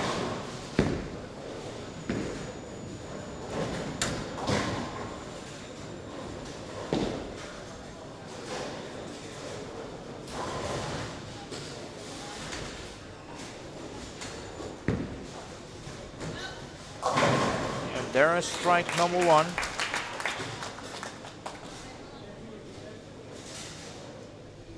Two strikes to go for a perfect game. Sam Rose from England.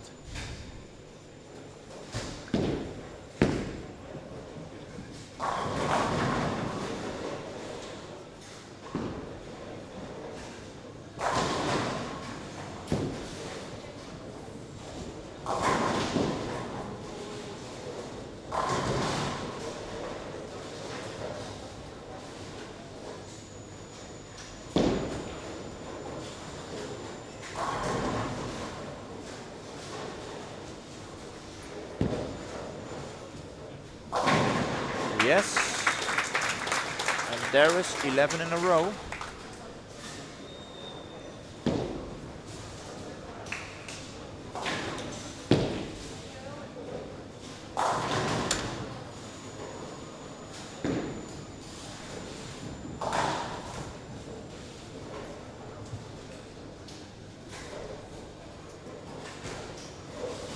So probably the 4th perfect game in this tournament.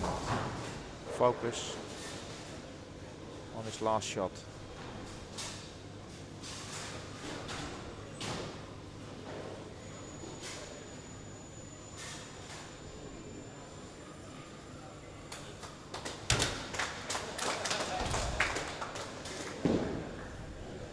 Still nervous.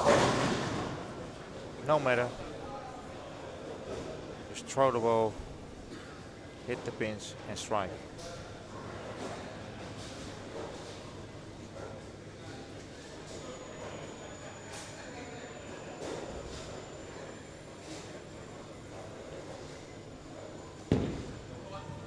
A bit wide, and yeah, and it's a perfect game.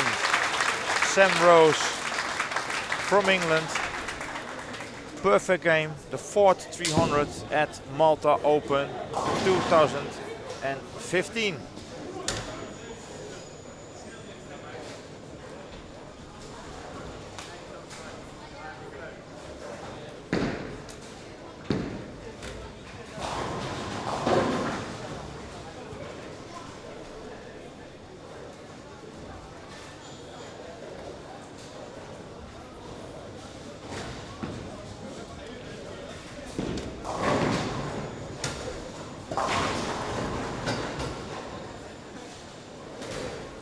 There we have the last shot, Sam Rose from England, the 12th shot.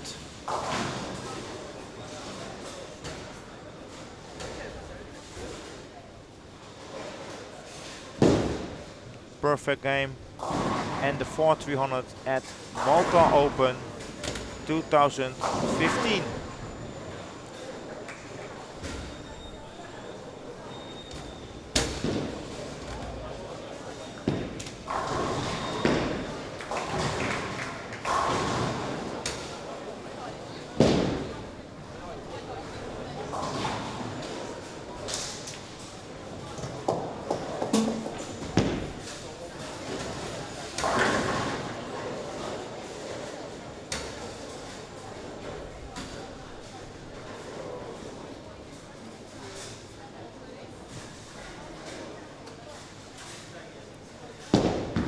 Okay, take a look around.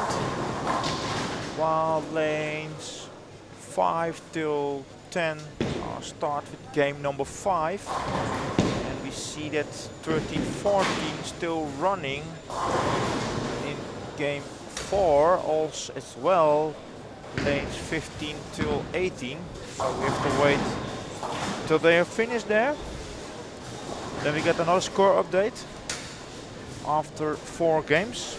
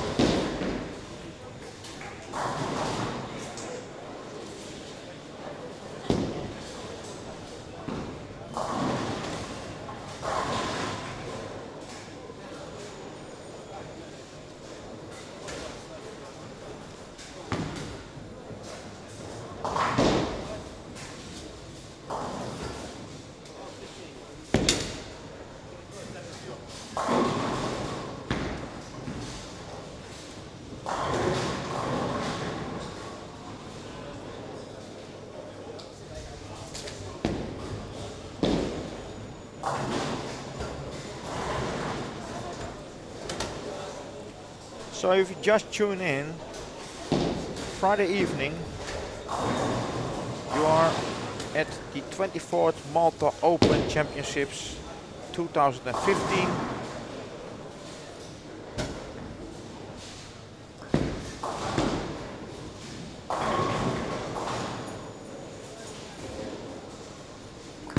Squad 12. We got the 300 game in game 4, Sam Rose from England.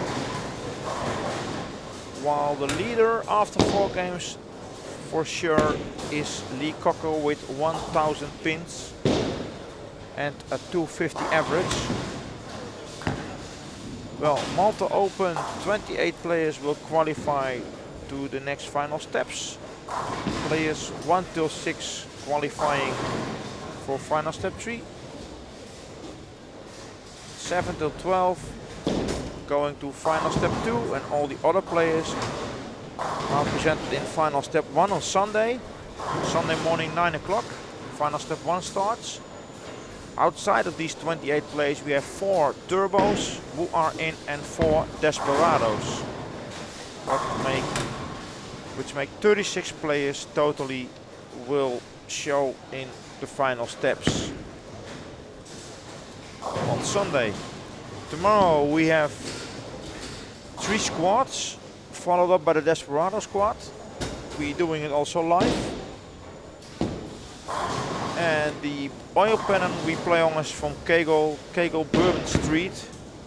So a very easy pattern, and you can see it also at the scores. The scores are very high in this tournament.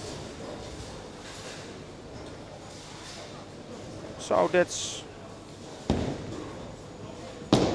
I think, a small time anything about Malta Open, but if you've never been here, please think about to book next year Malta Open, because it's a fantastic event. And don't forget, it's more than bowling only. You can do a lot of things here. You can go touristic trips. The weather is good. You have a lot of sunshine, swimming pools, a lot of hotels.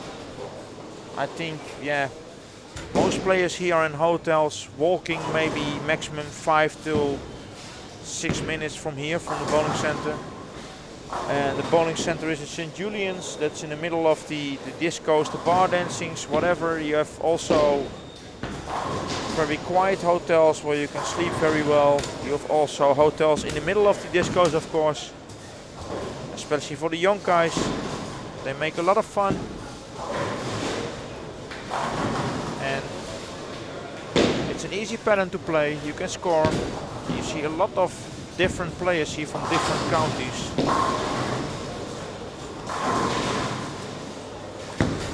Also very important, if you fly to here, then take Air Malta, because Air Malta you only have to pay 30 euros for each flight for a 4-ball bag. And that is one of the cheapest, I think, in Europe.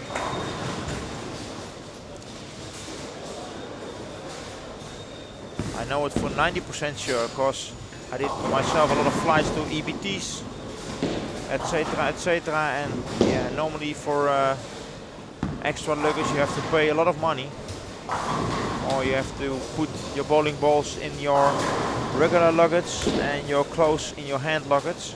But if you go to Malta, you don't have to do that. You can bring 20 kilos of your clothes in a suitcase, and you book for 60 euro total a 4-ball bag,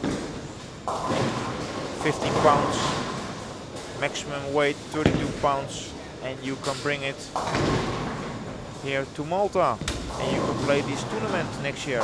Next year I think the dates will be almost the same. It's anytime around the 20th of June, 21st of June, around that dates normally. So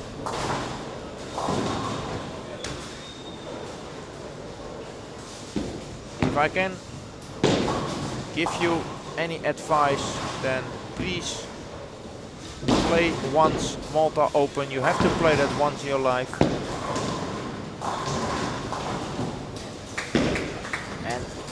for sure I know 60%, 70% of these players who are playing here definitely will come back.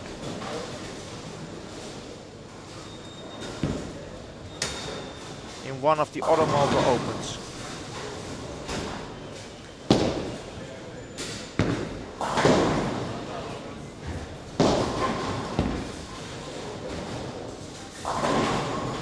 Okay, everybody has started on game 5.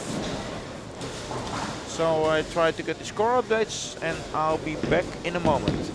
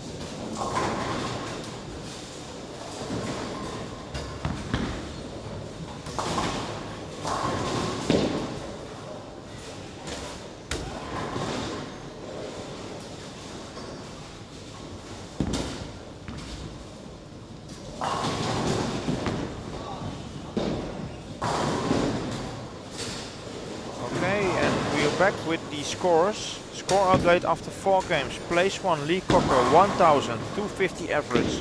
Second, Mark Bukeja, 930, 232.5 average. Kenneth Arpa, place 3, 930 also.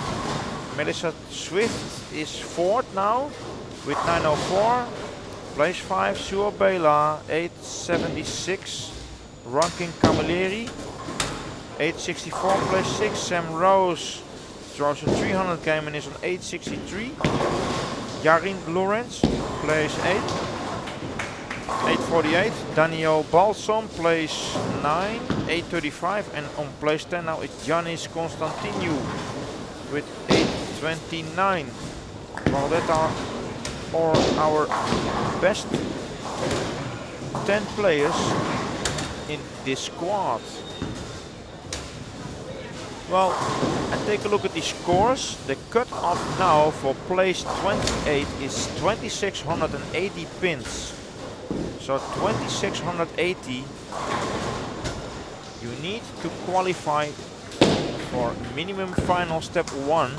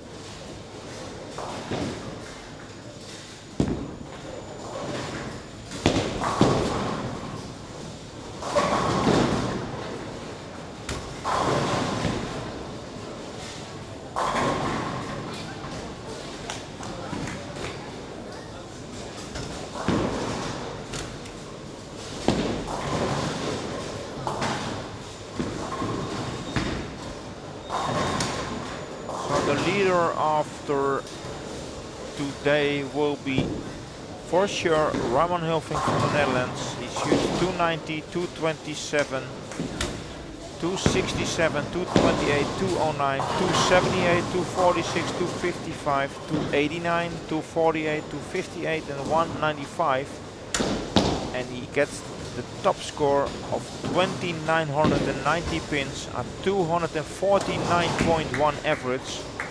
And he's followed up by Annie Torrell from Sweden with 2954, and Kenneth Arpa is in place, third place now with 2904.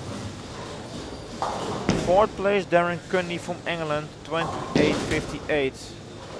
Same score for Rob Derby, also from England with 2858. And number 6 Glenn Richardson with 2850 so far. So for cutoff for top 6, they directly qualify for final sub 3 is at this moment 2850 pins. Then we have place 7 Alexander Larsson, Sweden, 2826. Amanda Larkin, Ireland, 2821. Justin Cicluna, 2817. Anton Elofsson, Sweden, 2799. Lyndon Walters from Wales, 2792. And Neil Sullivan, Malta, 2787. And 2787 is the cut for place 12. And place 7 till 12 qualify for final step 2. Then all the other players are qualifying for final step 1. And there, you heard it from me, is the cutoff so far, 2680 pins. And that will be higher and higher. That is one thing we know for sure.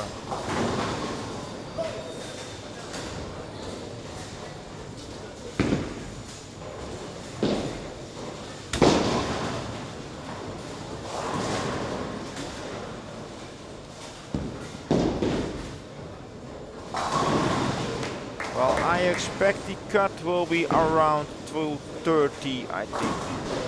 Something like that. 227, between 227 and 230. I expect that the cut will be there. Because tomorrow we have 3 slots to go. A lot of players will show there. And do also re-entries.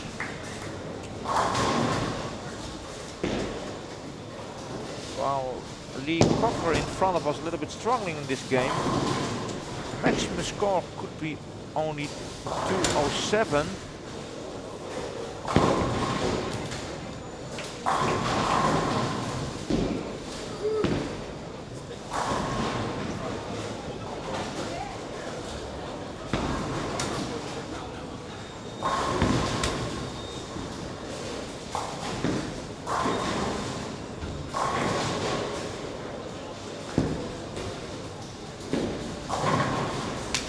The leader after 4 games.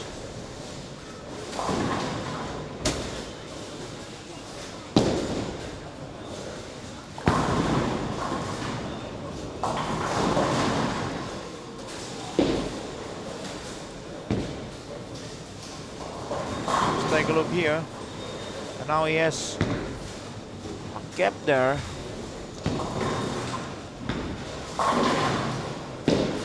5.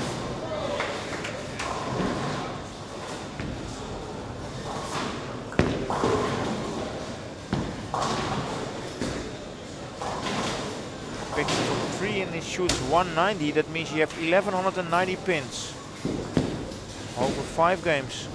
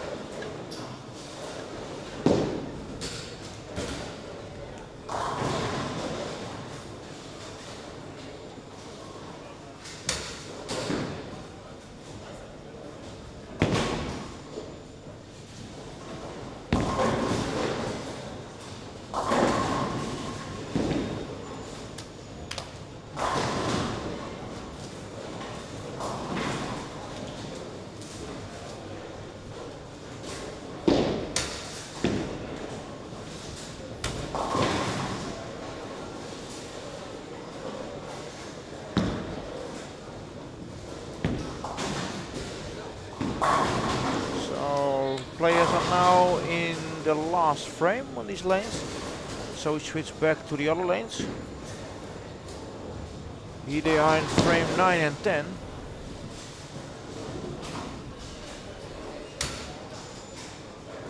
Before they will start game 6 and the last game of the day also. And don't forget to tune in tomorrow. Tomorrow at 9. Next squad will start. Followed up by a squad at 1 o'clock.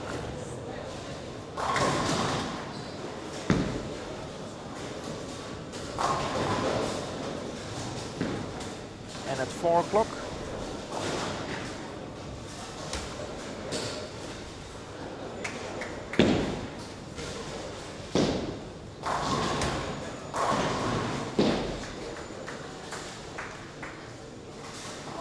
So don't forget to tune in tomorrow morning.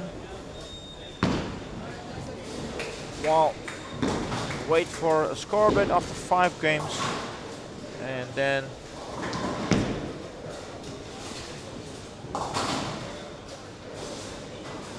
gonna get some drink here.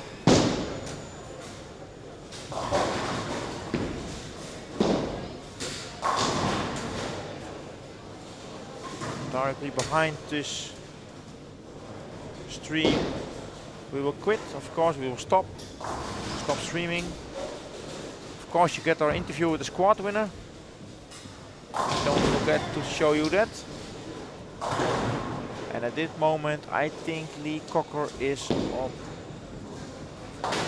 place 1 and has the best chance so far to win in this squad and win €50 as a squad winner.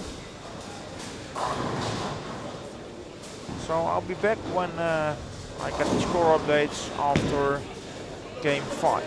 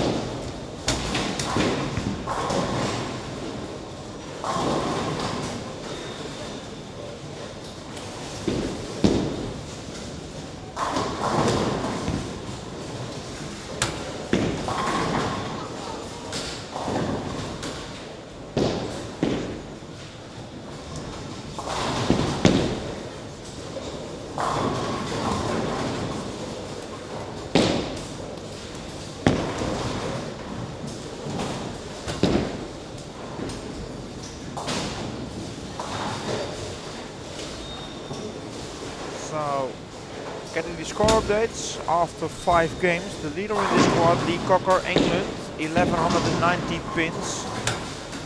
Kenneth Arpa is second now, 1144. Ranken Kameyeli and Melissa Swift both got 1109. Then we get Sue Obela 1103, Mark Bugeja 1100, Sam Rose 1078, Mark Muscat 1059, Justin Cicluna 1058, Philip Pupetta 1049 on place 10.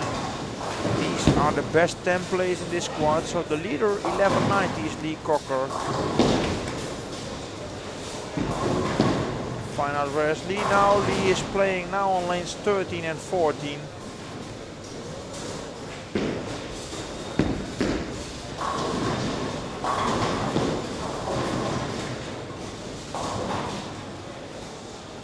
And here it is.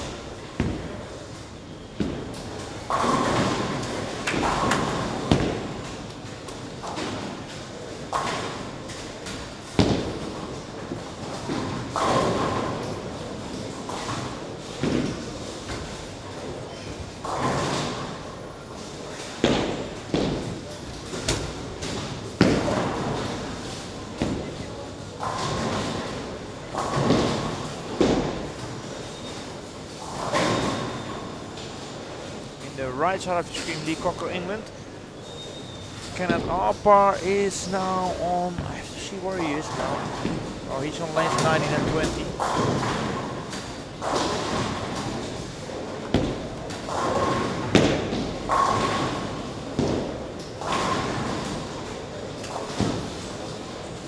Daniel Balsom has started with front 5 on lane 9 and 10.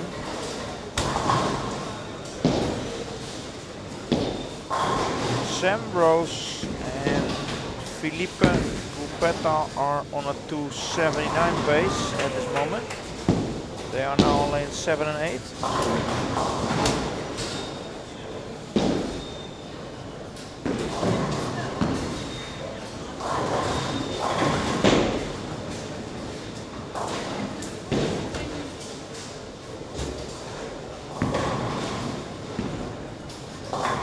Is now on 290 pace.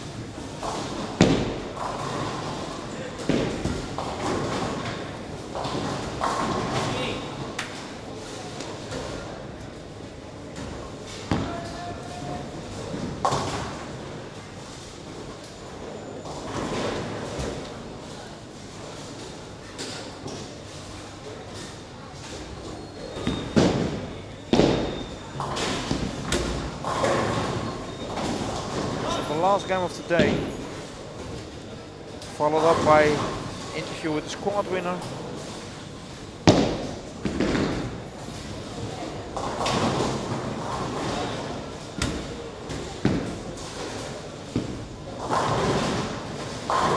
Now we're back tomorrow morning, 9 o'clock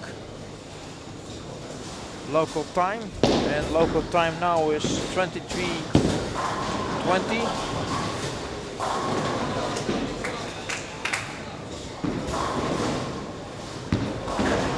So at 9 o'clock tomorrow morning we start with the next squad. A full squad. So 36 players tomorrow morning.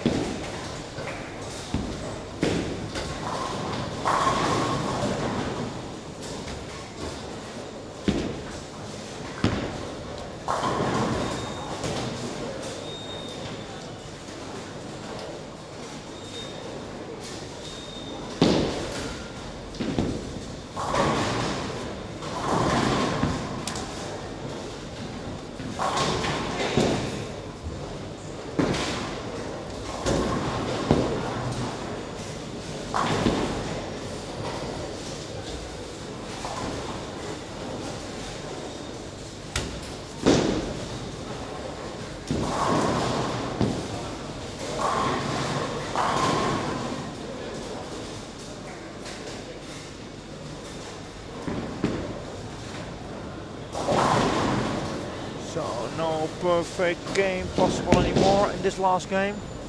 I can see lanes 9 and 20, 19, 20. So, but all the other lanes, I don't know what. From our position here is that nobody can shoot a perfect in game 6. But we already got 4 perfect games in this tournament and also 1 in this squad from Sam Rose.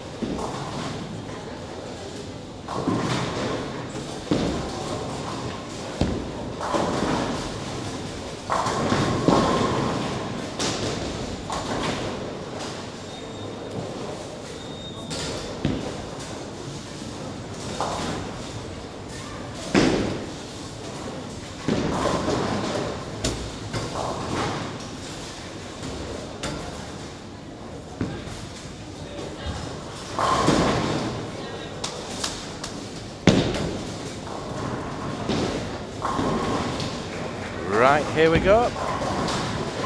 Hello everybody. Thanks to Marco for taking over this squad. I was a little bit jaded after 3 squads today, I'll be honest with you. Dom Gall back on the commentary.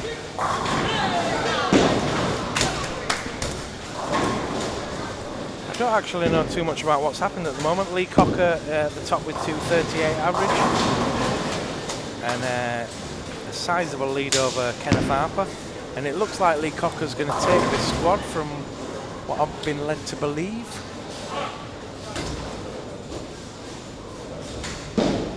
We'll find out who wins the squad and we'll interview them very shortly. We'll be back again at 9 o'clock in the morning.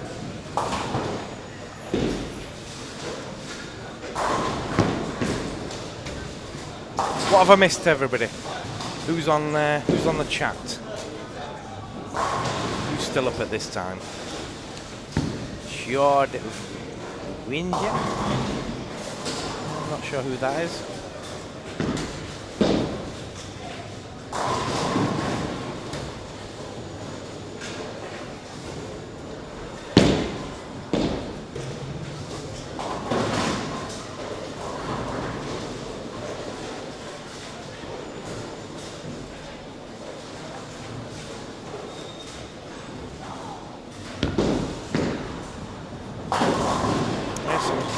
Gone in by the looks of it. Lee Cocker in first over the 5 games with 11.90, followed by Kenneth Harper with 11.44, Rankin Camilleri with 11.09 as we come up to the 9th frame.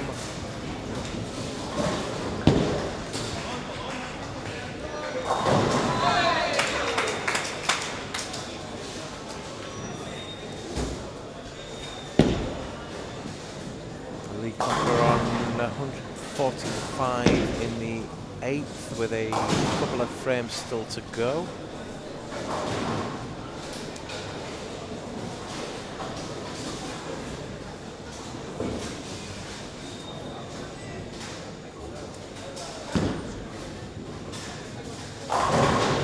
Who have we still got on the chat then? Come on, let me know.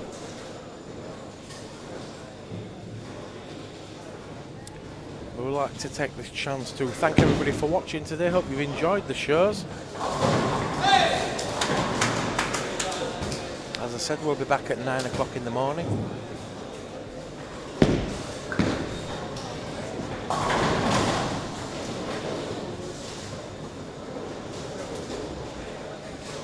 Three squads tomorrow, and then the Desperado. And then we go into the business end of the tournament. The finals.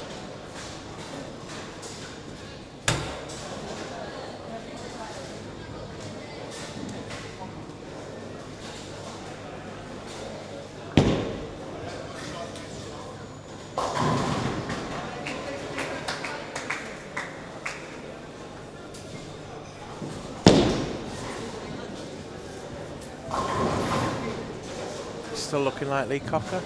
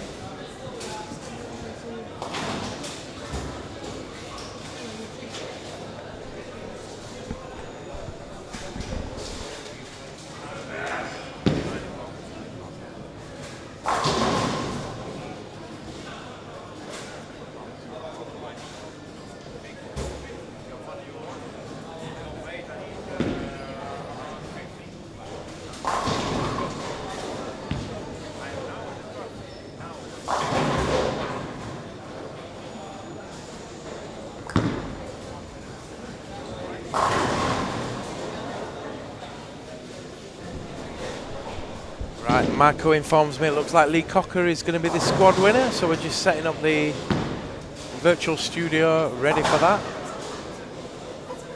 Hope you've enjoyed the show, and thank you a lot for Marco for taking over in this final squad of the day.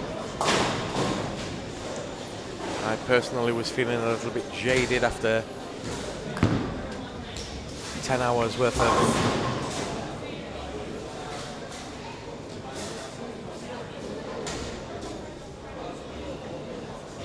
I was feeling a little bit jaded after 3 squads so far. It's kind of a long day when you bowl, when you're watching 4 squads and what's that, 2.5, 3 hours per squad. There's only so many ways you can describe a strike, that's for sure. Cocker picks up his single pin. I have to remember to call him Lee. I'm so used to calling Lee Cocker, just Cocker. Now let me old Cocker.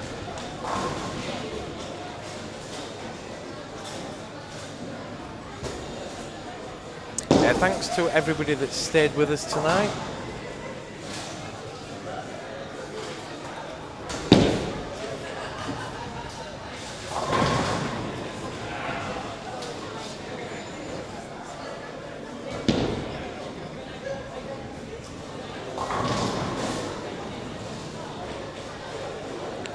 And Marco, I think, has just gone down to have a word with Lee to bring him up here for the interview. Going to win himself €50. Where's Neil? Is Neil still around? Neil, you win.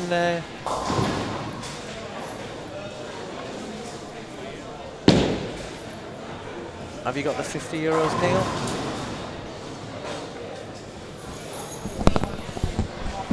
And we're just about to be joined by Lee Cocker. Will you stick your headphones on, fella? Just, yep, perfect. Do we know the what did you finish with, Lee? 1382. 1382. So right, we're here with Lee Cocker, 1382, won the squad. Yeah. Good to be back. Definitely, yeah. Good to be winning a squad. Yeah, that's all right. It's not been the highest squad. Did you find it difficult across the house? I found it started really well, and I finished 190, 190. So I'm pretty happy to hang on to it, to be honest. You did the damage early on. Yeah. I got 1,000 for the first 4, which was massive help. Did you change any equipment across the house? How did you find each pair? They played all right pretty much across the house, really. Sort of following Sam on 11 and 12 after his 300, and I found them pretty tough. They were a lot jumpier, changed ball a couple of times. Nothing really worked, so I just went back to what I started with. You were in rotor grip. Did you play with rotor grip? Deviate on the arm as well? Bit of a mix? I actually played with Storm, IQ Gold. IQ Gold. Pretty much the whole time, yeah. Are you pretty happy with the block in general? Yeah, definitely. I mean, 1390, you can never be, or 1380, you can't be unhappy with that. Yeah, there's been some good scores this week, so I mean, 1390 is good, but you've still got another 6 games to go. Yeah, that's right, yeah. Are you playing first thing in the morning? Or? Yeah, straight away in the morning, and then got a re-entry booked for the last squad. But will you attack the lanes any different? I mean, obviously the topography and the ambience of the house is going to be slightly different in the morning. Yeah, that's right. I mean, I'd have a look, obviously see where I start, but hopefully if I can get another good start and then make a couple of changes towards the end, really, and just try and find something maybe a bit calmer, just to keep me in play and try and get a couple of decent 200s. Is this actually the first time you've been to Malta? No, I played Malta quite a bit. Probably 4 or 5 times, but not for the last 4 or 5 years at least. Yeah, I can say it must have been early on when you came over. I kind of don't remember that. Well, certainly the last 3 years you've obviously not been here. So no, it's been quite a while. Yeah. And you had a little bit of a gap as well, didn't you? Where you didn't play so much, you played a bit more golf. And yeah, that's right. Just had a bit of a break. Just don't know really. Did you get a bit jaded by it? Pretty much, yeah. I weren't really enjoying bowling as much, and then. Just had a bit of time off, played a bit of golf, come back, enjoyed it again, played quite well. Played well in Gibraltar, played well in the trials, and that sort of spurred me on to play a few more. What equipment do you generally play with these days? Pretty much Storm with the Gold IQ, Tropical Breeze, that's pretty good, pretty old but good. And then just drilled out a new Motive, Venom Shock. Which looked really good for the first game, actually. I used that. but then it was a bit jumpy, it's a bit strong really. But What have you got lined up this year in terms of tournaments? got Madrid next. Are you going to Madrid? Yeah, which is a couple of weeks. Trials a week after that, and then booked up the Chandra Open later in September. Oh, so you're going it full on then? Yeah, and heading back to the German league. Back into it. As well, yeah. So. That's good, really, because I mean, you throw a great shot. Thanks. I mean, you always have, and I remember the last time we kind of. Last time we saw you play particularly well back in Cockatoos. Do you remember when you came second yeah, to, that's right. Second to Stu? Yeah, that was good. So yes, 1382. Kenneth Harper in second with 1371. So it was close in the end, but you did the damage early on, basically. Yeah, got a good start. So yeah. How do you feel you will attack the lanes in the morning? Pretty much the same thing to start with. Definitely the same to start, and hopefully find the same sort of reaction. And then, as I say, later on, try and probably go with something a bit weaker, probably go a bit further right, and just pretty much try and keep them play. Try and get 220 odds at the end, and Are you too worried about making the top 6 and 8, or are you happy just to make it into the rounds and then go through them? Probably, yeah. I don't think I'm going to chase it really. Just hopefully try and make it through tomorrow in the morning. Main thing, make the cut. And then with the scores are so high, I'd hope that I can make play well if it's shorter games as well. Not got as much transition, and if I'm playing well on the fresh, then I won't. It's kind of nice to get a bye to the third round or whatever and get a sleep in and stuff. Well, definitely, I mean, how many times do you see players kind of come in cold and go straight out again? Yeah, that's right. You probably come in at round 2 and get 4 games and then lead into the finals, it's maybe. Round women finals again, I think, isn't it? I believe so. Yeah. So overall, happy with the performance tonight. Yeah, definitely. Yeah, the lanes last night at this time were really high scoring. We had a lot of big scores, but looking at the scores down here, it's been a little bit tighter. Do you think that had a lot to do with the standard of the players that were on the lane? Were they playing all over the house? Possibly, basically? yeah. There was a lot of people playing a lot of different angles and a lot of different places, whereas if there was a few higher rev players playing last night and a few people playing maybe a bit further left and breaking the lanes down together, then it's going to lead to higher scores, which possibly going to be the same situation in the morning with a mix of players. But oh, well, you've won yourself 50 euros Definitely. thanks to QubicaAMF and Top Temping. So we'll get that from you from Neil in a moment, and we'll see you in the morning. Right, thank you. Bright and breezy. Thanks. Cheers. Thanks, Lee. Thanks. So there you go, the squad winner, Lee Cocker. And that just about concludes the stream for the day. So thanks again for watching, and we'll see you in the morning, hopefully bright and breezy at 9 a.m. So thanks again. All that's left for us to do is get some reports done and log off, and we'll be back first thing in the morning. Thanks again for watching, and goodbye.